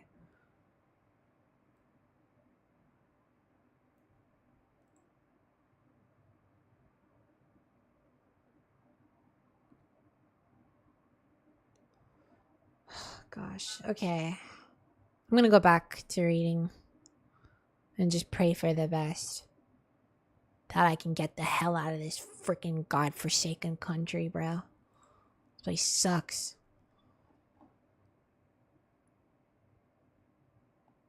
Add the lighter to your inventory and go get Bonnie's head. Okay.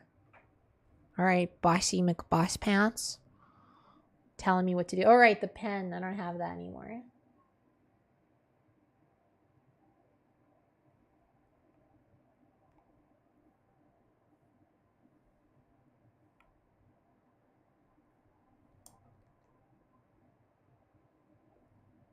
Alright, do I still have the ID card? I don't think it told me to get rid of it. It told me I used it to get in, but I don't think it told me to get, like, rid of it, right?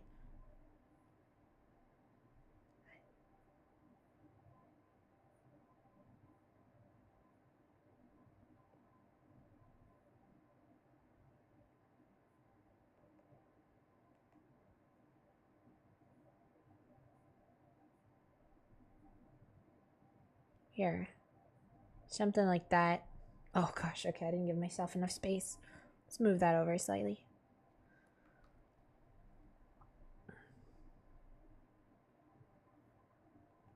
Okay, I guess I'll move it like a slight bit more even. There we go.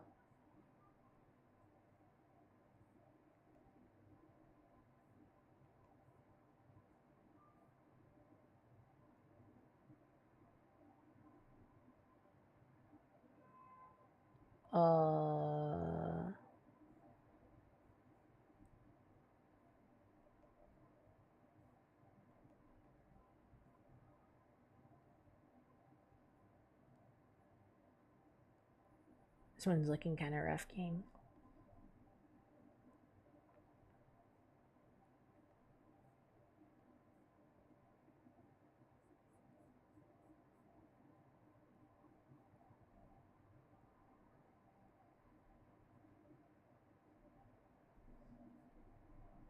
Almost done. Almost done.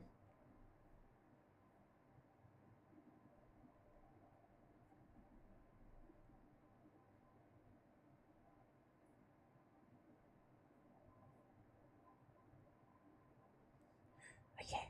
Just gotta add the flame now. The flame's a disaster.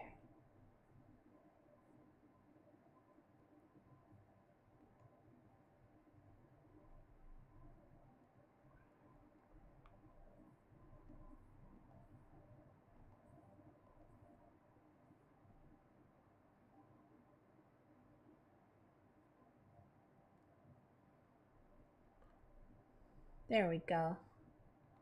That looks so much like a lighter. You guys are just haters.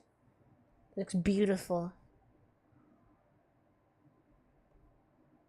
Exactly how every lighter in the world looks and always looked. Always in the world.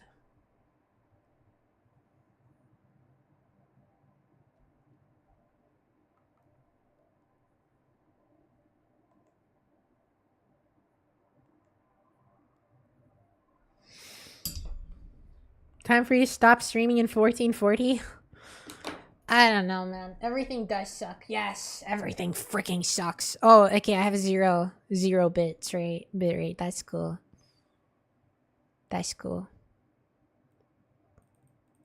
Everything sucks.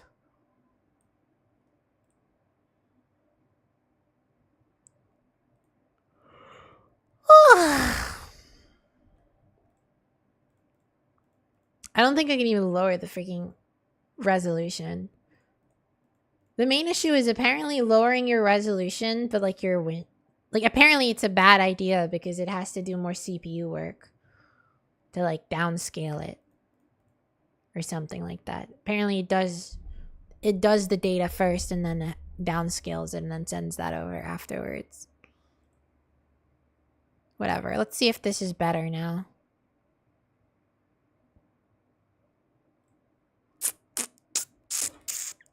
Oh yeah, I gotta draw Freddy on it. I gotta draw Freddy Fazbear on it. Otherwise it's like incomplete.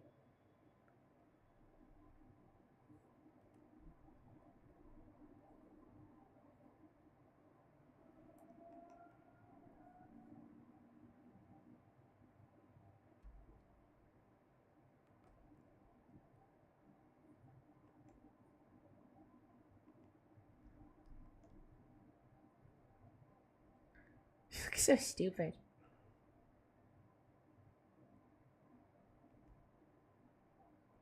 At least it's not Freddy Fazbear.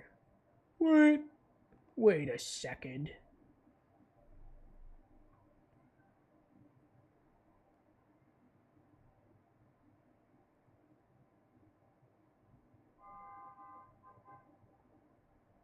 He looks so dumb.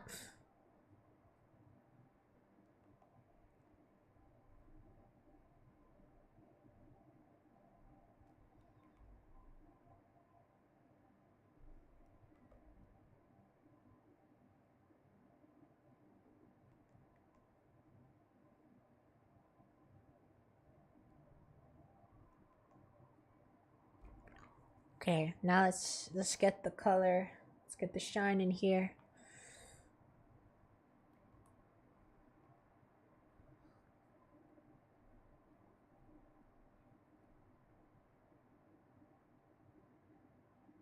Secondary colors, baby. Type shit DJ Khaled would say. Secondary colors. Life. Roblox.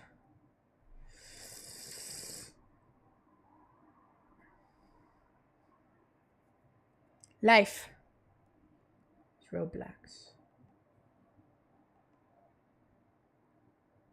They didn't believe in us. God did.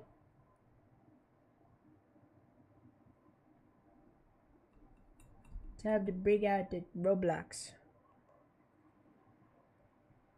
Like that, maybe? I don't even know. It's like a single bar on it like that. It's weird. Okay, and then you add like a ton of like little circles here. Like that. I know it's the internet, but adding a crap ton of CPU on top of the fact that like half of it's being used by my mocap software, it's gonna pile up. For this, it's fine right now, but if I'm doing like a game, it's gonna definitely pile up.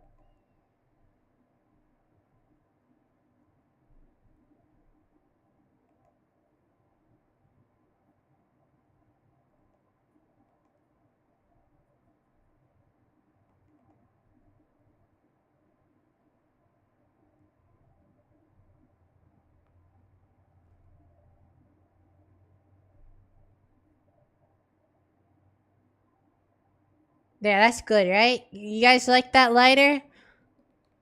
Is that a good lighter? Do you enjoy that lighter? Is it swell? Does it look fantastic? I hope you guys enjoy my lighter.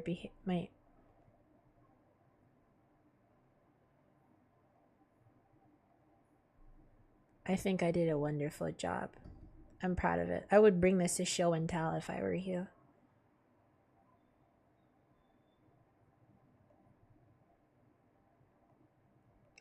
My fast freaking lighter, bro. Okay, next thing on the list. Yeah. Let's see the next thing on the list. God, do I have to add Bonnie's head? Do I have to draw that too? Bonnie's head is what you came here for. You walk over and pick it up. Oof. Oof. It's way heavier than it looks. I farted.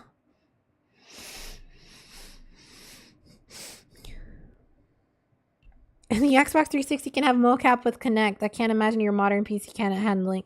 Yeah, but the mocap's pretty bad on the Xbox 360. It's like the Xbox 360's motion capture is like notoriously bad. If you want to do anything more than just some amount of motion or something, it just kind of struggles. Like there's a lot of games on the Connect that absolutely failed because of that. They just couldn't work very well. I've seen people using the motion capture for like, and also it's just a webcam thing. So like, I don't know. I don't think this software is that bad, but there's a lot of delay. Yeah. I can't like move around really fast because it requires a lot of smoothing. It's really unfortunate. Maybe someday it'll get better. Bunny's head is what you came here for. You walk over and pick it up. Oof, it's way heavier than it looks. And something sticky leaks in your hands. Machine oil, hopefully. You're glad it didn't leave a mess on the floor. Even they fucked his head and they left it on the floor. Even after all this time, this is the closest you've been to an animatronic. One reason being the smell. I'm sure it does smell bad. These things haven't been washed in ever. There's something sharp and sour about the stench. Like food left out to rot. Or roadkill. You wrinkle your nose. It's very unpleasant. You also never touched an animatronic before, which, of course, is strongly discouraged. The fur is matted and kind of greasy. There are probably things crawling out of it, and you don't want to hold this any longer than you have to. You turn around in your hands until Bonnie is looking up at you. Let's get you patched up, you say. Bonnie's eyes blink and swivel towards you. He opens his mouth. Thank you, buddy. I'm awful grateful. You're so startled by this, you almost drop the head. It probably just happened because you were moving it around. You look up at the stage. Bonnie's torso is still up there, and so is Freddy Fazbear, but now Chica is gone. Should you go up and try to reattach the head or look for tools and instructions at parts and service behind the stage? You should reattach my head right now! Okay, sure, if you say so, Bonnie. Let's go on stage. Oh, shit, hold on. What if I go backstage? Oh, shit, there's stuff here. Oh, there's so much complication. Okay, you open the door to the back of the stage marked employees only. Though you're an employee, you've never needed to go back here before. You step into the backstage and what staff has taken to referring to as P&S, parts and service. Weird. It's dark and practically shouts, This area is off limits. It feels wrong and a little dangerous to be back here. You look around for something useful to help you reattach Bonnie's head properly. A user manual would be pretty nice. An endoskeleton sits in the end of the workbench next to a screwdriver, perhaps intended for the empty Freddy Fazbear suit tucked into a corner. Another empty Freddy head sits right on the other side of the workbench. There are several Freddy heads here. They're old designs. Some of them don't have eyebrows or have a slightly different head shape. There is also a Chica head on the shelf, and it is next to a flashlight. What about Foxy? You don't see any of his parts back here. As if you summoned him, you hear heavy footsteps running towards the room. You have to find something to defend yourself with or take your chances and hide. If you grab the screwdriver, tap here, or if you grab the flashlight, or if you put on the Freddy head. Let's do that. That sounds horrible. In a moment of panic, you grab the spare Freddy Fazbear mask. That won't work anymore. It's not the 80s. And you put it on your head and then stand still. Ugh, if you thought the animatronics smelled bad on the outside, the inside of this one absolutely reeks. It smells like stale sweat, notes of old coffee, hints of cigarette smoke. Even worse, it feels warm and moist, like being inside someone's mouth. You can taste something. You don't know what it is, but it's bitter and coppery. Oh, wonder. It makes your heart flutter with anxiety. Fear. You're tasting fear. No, I think that's just blood. As soon as you put the Freddy head on, you want to tear it off again, but you don't dare. Because through its eye holes, you spot Foxy standing in the doorway. That's why it doesn't work. Because it never works on Foxy. He stalks towards you and stops, only inches from your Freddy face. He leans forward to look into its eyes. He sees you. He screams and you black out. You drift in and out of consciousness, distantly aware that you're being stuffed inside an animatronic suit. You hope someone's checking the suits back here once in a while and finds your body so your daughter will know why you never came home. Oh, that's dark. Okay. Game over. Start from the beginning to try this night again. Finally, I got the chance to give it another try. No, I won't be doing that. I will be clicking on it.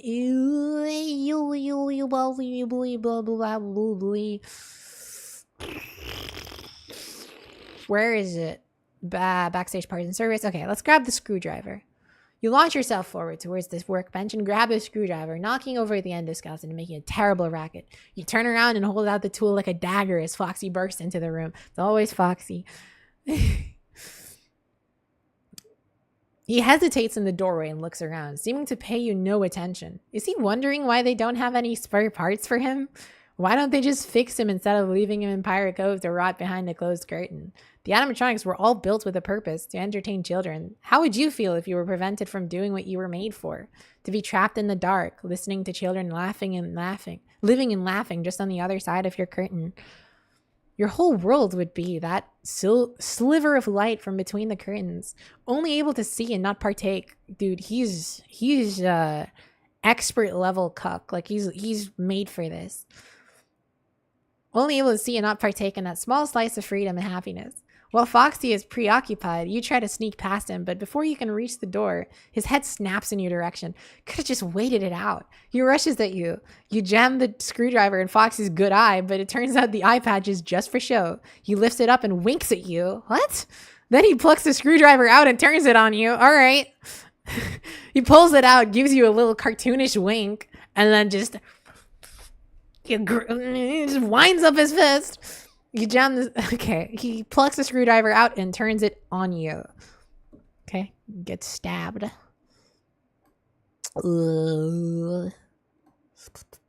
Let's grab the flashlight. Apparently that's the correct idea. You dash towards the shelf and pick up the flashlight just as Foxy bursts into the room. All right, because it's Foxy. That's cool. They're having some FNAF 2 gameplay elements in here. You whirl around and press the button on the flashlight. Luckily, the batteries still work. A bright beam cuts towards the dark room and shines on Foxy's face. You thought maybe you could blind him temporarily so you can slip by, but the light seems to mess him up. He freezes in place, servos clicking in confusion. You hope you won't get in trouble for breaking Foxy. You don't know how long you'll be like this, so you decide to get a move on. You need to reattach Bonnie's head and get back to the security office. It will only become more dangerous to be out as the night progresses, especially once Foxy reboots. Add flashlight and screwdriver to your inventory. Great. Let's do that then.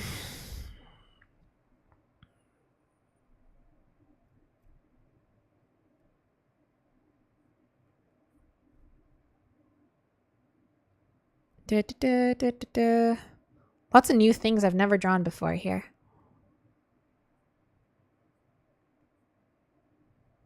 That looks weird. That looks like there's like an inward concave. Is that what they call it? I think the reason for that is because yeah, like that'll fix that. I can't. Ugh, let me zoom in a bit. And then now we just do that.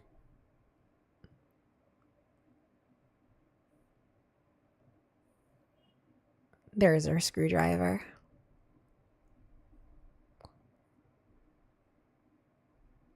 Okay, now I need to draw...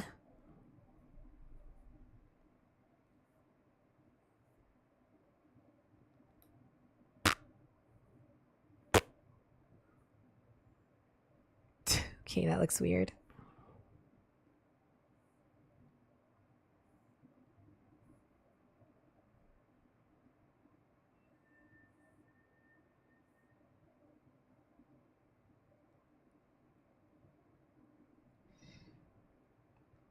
There's a lot of bending going on, I'm realizing, with the drawings I'm doing today, because, well, you know, I'm not really giving them much time, and I'm not really very comfortable in the position I'm sitting in.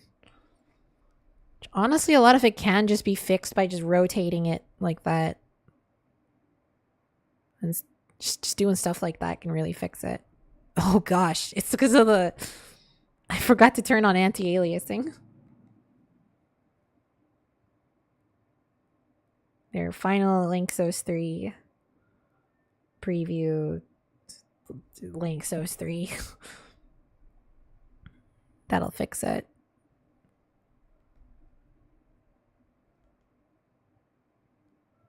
Yeah, it's already a lot better. And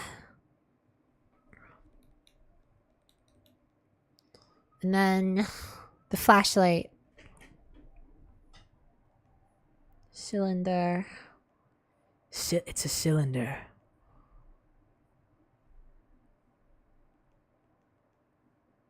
Right, it's at an angle, but it's fine. I don't need to do all that.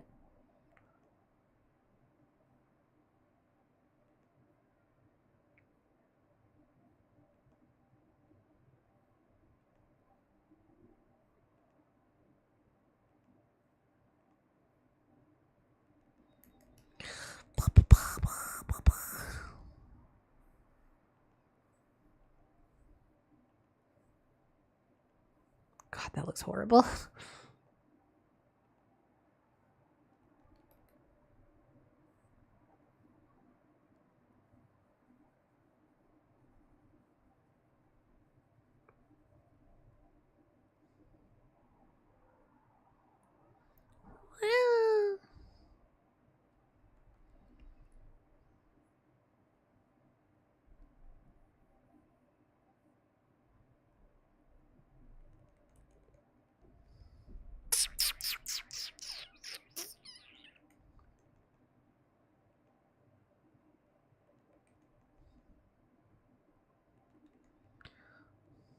Yeah, the glass. It's like drawing a pea shooter's mouth when I think about it.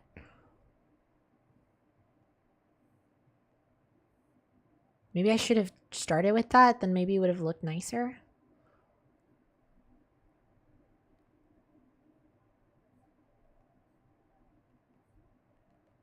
Maybe if I went with my own thing. This looks Dude, this looks kind of phallic or something, too.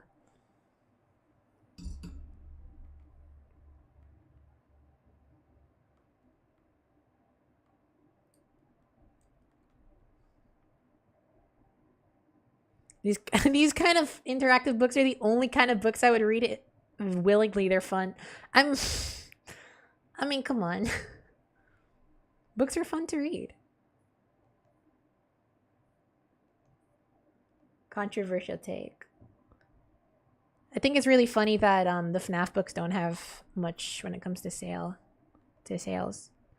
Because, like, FNAF fans don't read. They wouldn't read.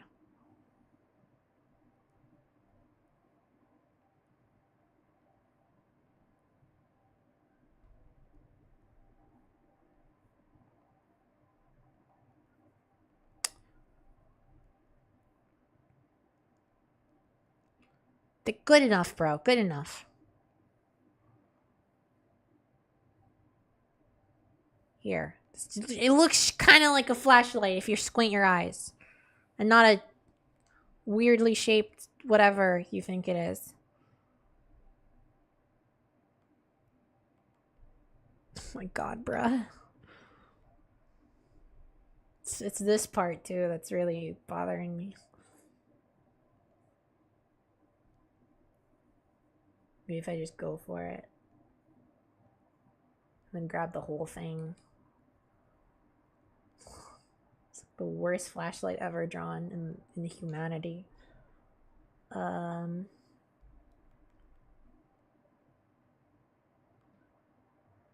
looks tolerable. Yeah, I like that. Relatively speaking. Here you go. Now we can at least tell it's supposed to kind of be a flashlight. Let's give it a button as well. At a different angle, so I kind of have to match that too. Where's the button? I haven't gotten to it yet.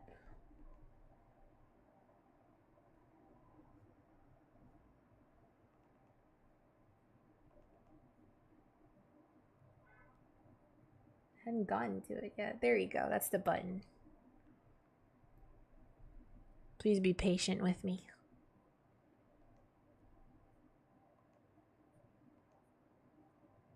It's a very shiny flashlight, actually.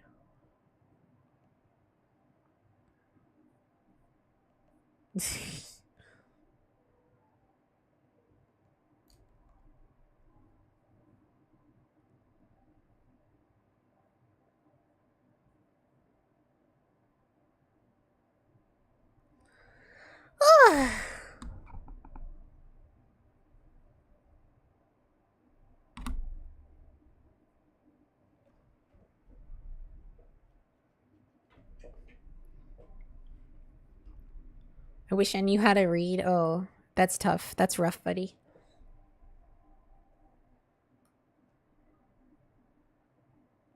There. Let's keep going. You climb up into the show stage and look out, imagining an audience of boisterous kids and frazzled parents. Staff and customers are not allowed up here. The last time a kid found his way on stage during a performance, you shudder. That's what liability waivers are for. Where Chica usually stands, you see a metal plate. The animatronics recharge on those at night, through battery terminals on their feet. Interesting. Why don't they just stay bolted in, actually? I mean, you need to move their joints. I'm sure they can still do it through a bolt. Right, they probably want the animatronics to, like, move, actually, on purpose from place to place. I think SurfRay should do a stream voicing over the stuff her fans send her. God, that would suck. I don't like doing stuff live like that because I have so many takes for when I voice things. I can almost never get things right the first time. I am someone who just does it over and over again.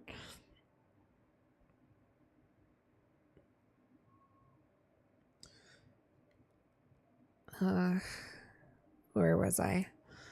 You gently place Bonnie's head back on his body. The animatronics deserve your respect. When you think about it, you wouldn't have had a job without them. They have some flaws, but they've brought so much happiness to families over the years. The fact that that fact needs to be weighed against their actions. None of us are perfect. We all make mistakes, right? And they want to kill you.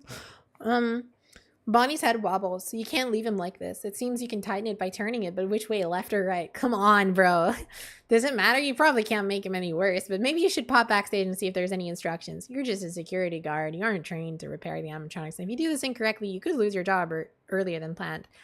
Look, lefty-loosey, righty-tighty, but I do want to see what happens. Okay, left.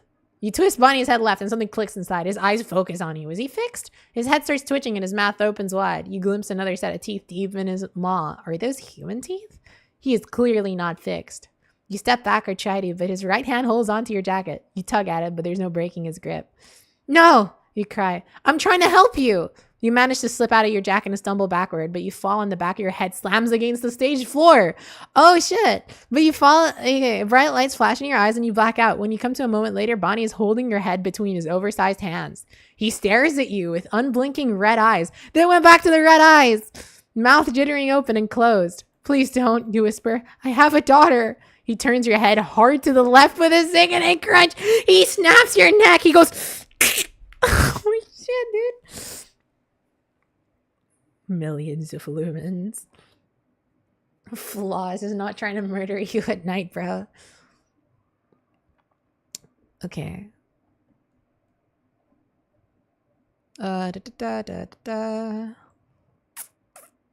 Okay, and then you click that, and now you click unscrew it to the right. I do want to see the instructions, actually. 65 or something. No, 67? No.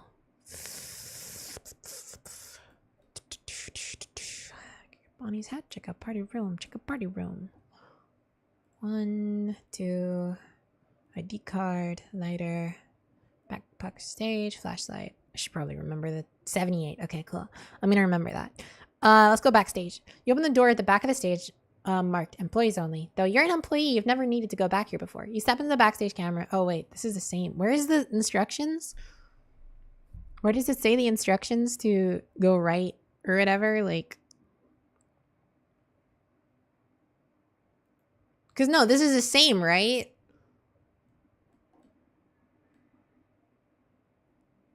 What the heck? Screw the...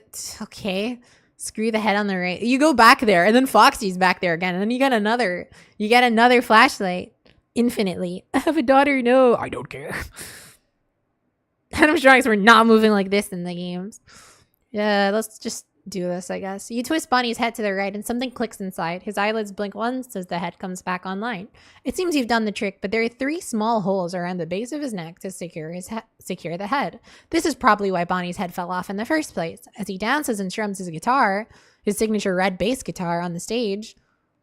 Red bass guitar? I thought bass and guitar were 2 different, almost called them weapons. Ooh, 67! I thought they were different, instruments.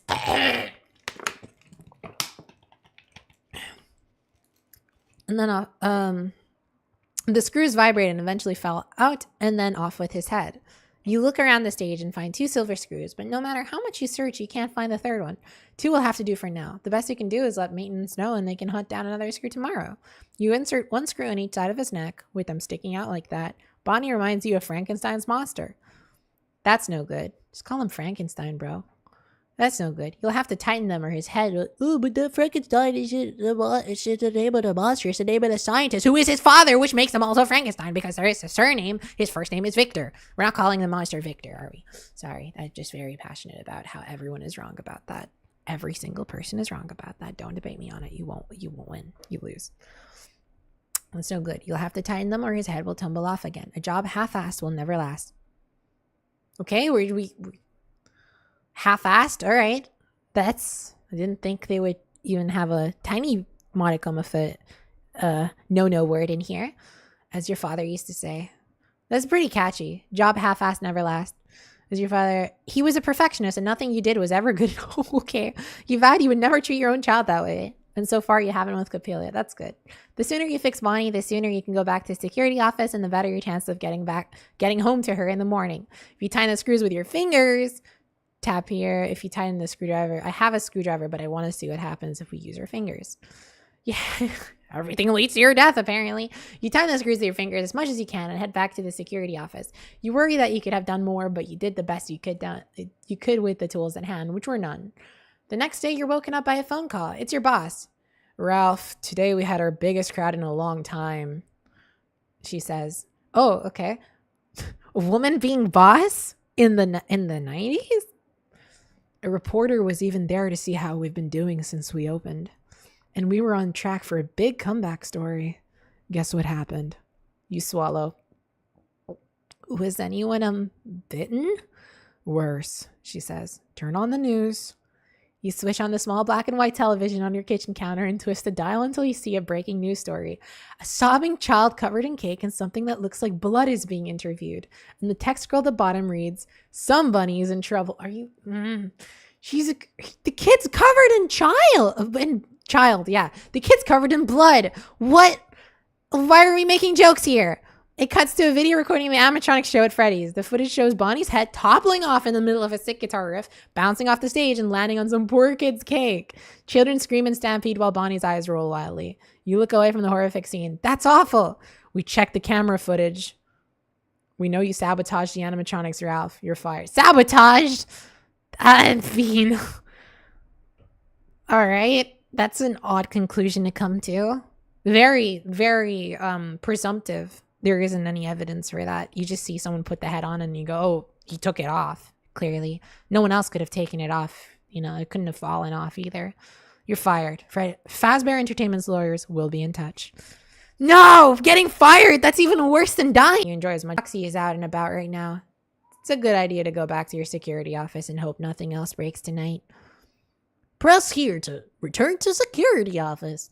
You return to the security office and slump into your seat. The job is finally getting to you. Wait, if it's the next page directly, why even have a button for it? Okay. Imagine a printed out version of this book. I mean, yeah, those did it used to exist, but imagine if instead of saying go to this page, it just said click here. That would be pretty funny. Oh, it's not working. It's like those boomer comics. Why is the button not working on this tablet? You have to actually turn the page with your finger. Oh. You return to the security office and slump into your seat. The job is finally getting to you, but you can't let it get to you. Yeah, you can't let it get the best of you. You just need a moment to catch your breath. You close your eyes and breathe in. Breathe out. Breathe in. A sound startles you awake. Oh no, you've fallen asleep on the job. After all the times you've warned night watchmen to always stay vigilant and faithfully reported those who shirk their responsibility and dozed through a shift, you're embarrassed and annoyed at yourself. It's just that you're having trouble adjusting to the later hours and dealing with the animatronics is wearing you out. You can beat yourself up later. Something woke you. A sound. Or wait, was it two sounds? You're still disoriented from your unintentional nap, but you think you heard footsteps approaching the door on the left and someone groaning from the door on the right. You could have dreamed them up or could be in danger. You have time to act on one potential threat. Your clock reads 5:55 a.m., so you only have to survive for the next 5 minutes. I close the right door. If someone is close enough for you to hear them groan, then they're too close. Okay, actually, I kind of want to see what happens if I go to the left door.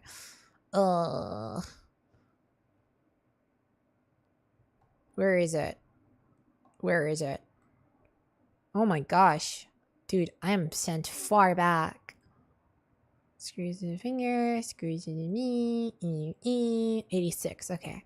Let's close the left door. You leap from your chair and close the left door. The footsteps keep approaching, but the animatronic won't be able to get in. You flip on the hall light and see the distinctive shape of rabbit ears pass by the office window. After everything I did for you, Bonnie, you say.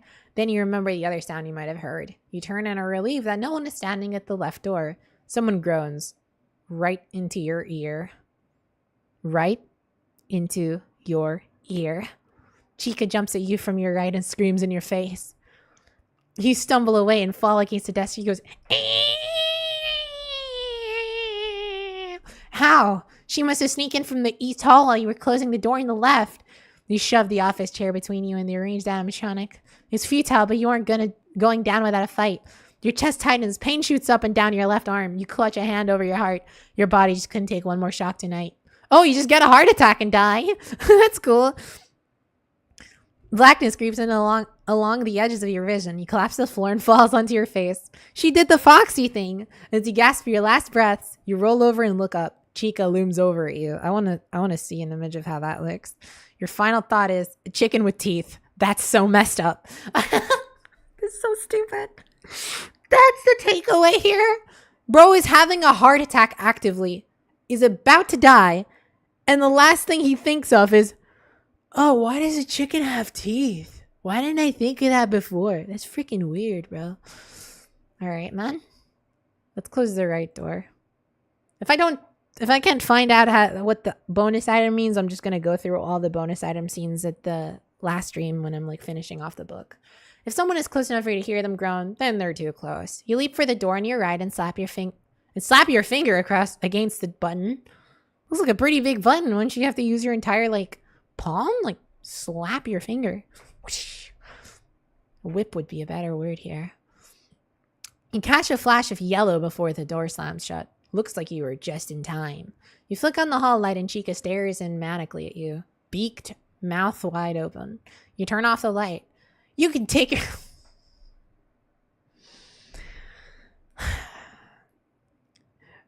You can take your cluck and get lost, you say.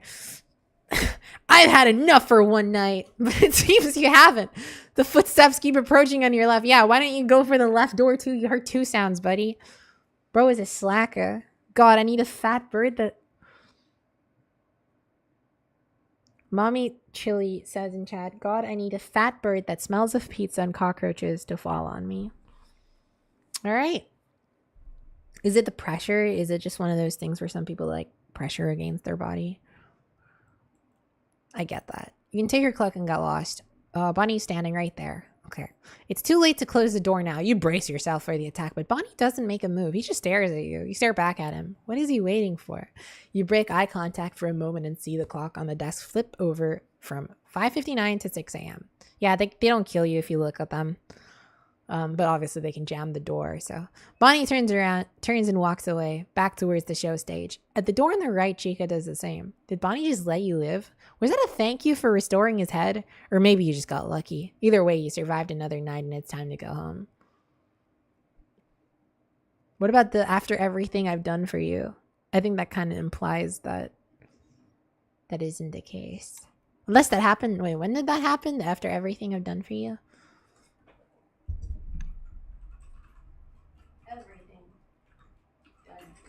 Where is it? Doesn't he say that? Oh, everything I did for you? Okay, that's what it was. What even led me here? Okay. Screw on the right. Screwdriver. Security office. Close the right door. Up here. As soon as you get home, you rush to your daughter's room and check on her. She's sleeping with her left leg sticking out from under the covers and a pillow over her face. You must have spaced out for a minute before the next thing you know, she screams and throws the pillow at your head. You catch it and hold it in your chest. Wait, what's wrong, you say? Why were you standing there staring at me, she says. I was about to wake you up for school. I'm sorry. Oh, sorry. Why were you standing there staring at me? I was about to wake you up for school. I'm sorry. It's been a weird night. Ugh.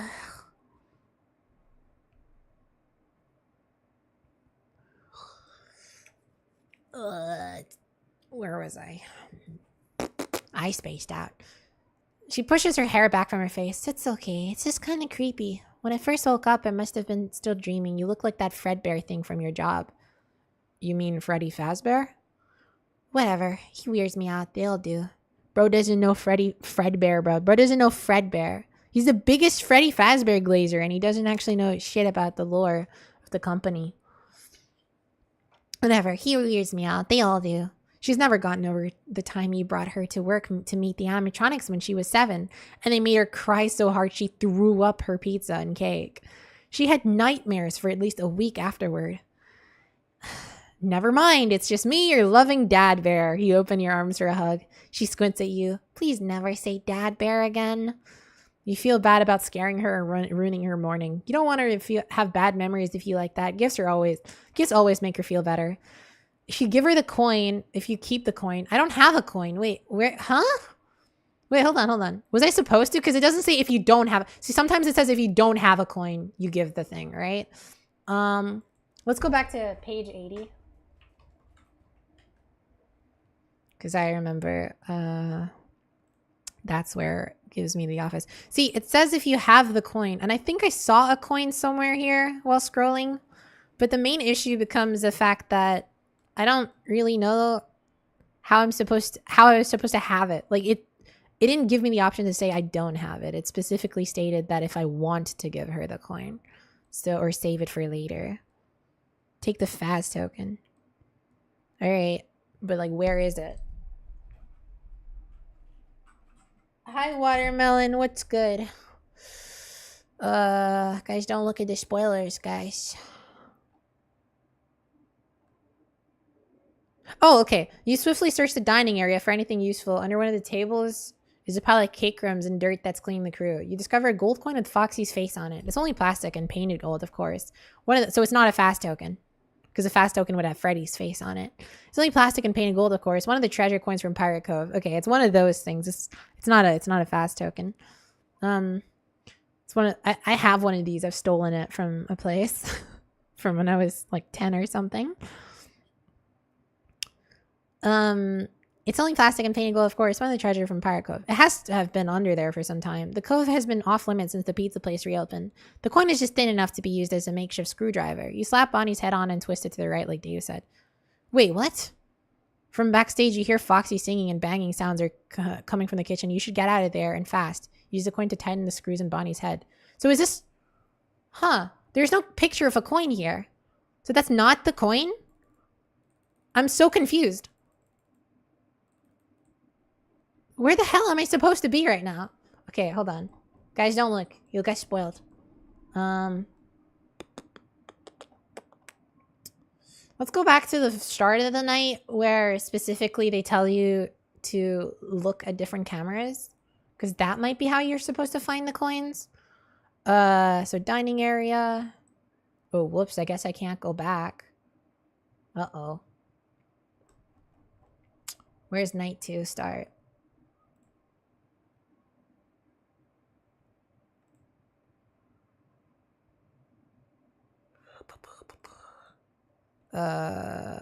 Wait for the end of your shift. Okay.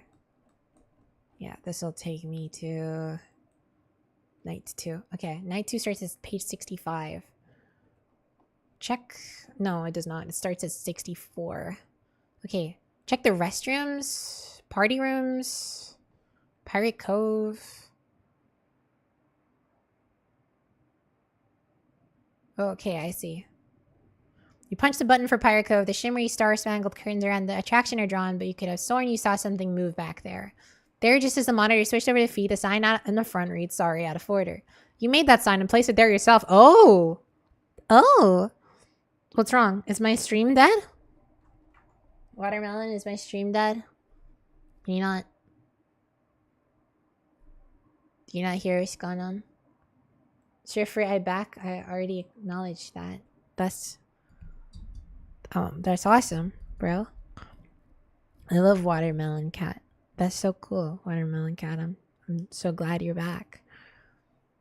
You crave order. You need order in your life. That's what's called you to security. You keep order like sheriffs in the Wild West. Only instead of a star-shaped badge, yours is a shield decorated with Freddy's face, proudly identifying you as a security guard for Fazbear Entertainment. It's one of your most prized possessions, and you're going to have to turn it over in 4 days. That out of order sign has plagued you for too long. It's a reminder that things around here have very much not been in order for a long while now. It's just taking you some time to see it, and to admit to yourself that there's nothing you can do to change it. Since nothing is moving at the show stage or Pirate Cove now, this is the best time to head out to find Bonnie's head. Interesting. Where would the coin be, though? 64. Which camera have I not checked? Restrooms camera? No, I've already checked there. I specifically remember. Where's the coin? What the freak? I don't see the coin. Maybe if I keep searching for coin, I guess. Hopefully I won't get frickin' spoiled.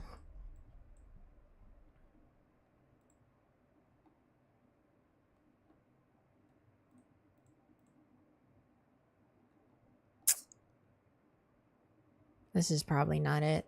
This seems way further in the story. Man, I don't know where the coin was. I'm just gonna give her the coin. Actually, okay, let's see. Give her the coin. Oh, hey, I got you something. You flip the plastic coin over to her. The coin falls on her superhero's bedspread, and she grabs it. She holds it up and closes one eye to inspect it with the other. I just said that your freaky robot friends freaked me out, and this one is the freakiest of all. Foxy was always my favorite. She looks at you. That explains a lot about you. I wasn't expecting this kind of attitude until you were a teenager. I'm almost... You're not. And don't be in a rush to grow up. Anyways, that is a collectible gold treasure coin. She bites down on it. It's fake. You grimace. It was kind of dirty. It's all scratched up and mangled. Fine. You hold out your hand. Give it back. She flips it in the air and catches. I love it because you gave it to me. You smile. Even if it's just some junk you found on the floor at work or something. It's nice to know that you're thinking of me. You sigh. Always, kiddo. I'll go make breakfast while you change for school. If I get heads, you have to make pancakes. She flips the coins again and it comes up Foxy. Pancakes! I never agree to that, you grumble. But you go to the kitchen and start mixing the batter. It's only after she leaves for school that you remember Foxy's head is on both sides of the coin. Freaky robot friends. True. Alright, I could also just, like, keep the coin. I feel like it would save my life at some point. It could at least save my life. Or unlock some kind of content. I'm trying to find out where the hell that coin is right now. Where the hell did they put the coin?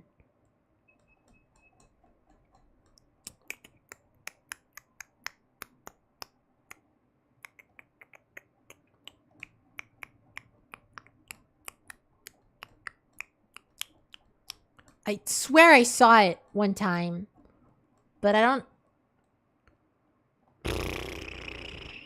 Let's go to page 80. Grab the flashlight. Go to show stage. Put the head on. Tighten the screw with the screwdriver. Turn to security office. Close the right door. I can't find the coin. I honestly don't know where the hell the coin is. Doesn't even tell me. Like, what? It's just gone. They removed it. I've been very sleepy. Been up to near day 20 hours. I guess I'm gonna go. I mean, this is almost the end of the stream since I beat night 2, and I said I was gonna do 2 nights every stream. So, I mean, it's been like 2 hours. I'm pretty sure. Right? Yeah, okay, it has. Well, you know, that was great. I had lots of fun. I would love to keep reading, but on another day, because, you know, I've been reading for a while now. I hope you guys had... Shut up. Yeah, wait. There you go. I hope anyone who stuck around had fun. I don't know why this... I forgot to turn off the stream banter text, by the way, the whole time. That was supposed to turn off. Can I make some anti-fan art if you go ahead, dude? Just... draw me being mauled or whatever you want to do. I guess. I don't know. You know what they say about all publicity is good publicity. Forgot to get rid of the fucking pre-stream banner text, dude. What is wrong with me? Oh my god.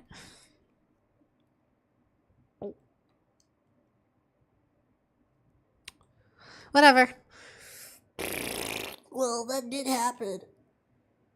Today's stream was a bit of a disaster internet-wise too. I wonder how to fix that. But no, I'll see if I can do anything about it, and I'll also see if like you know, lag-wise, probably not. Probably just have to get really lucky. I hope you guys enjoyed it. I'll be reading more. If you miss out a part and you're interested in the story, you can always just, you know, watch the VOD.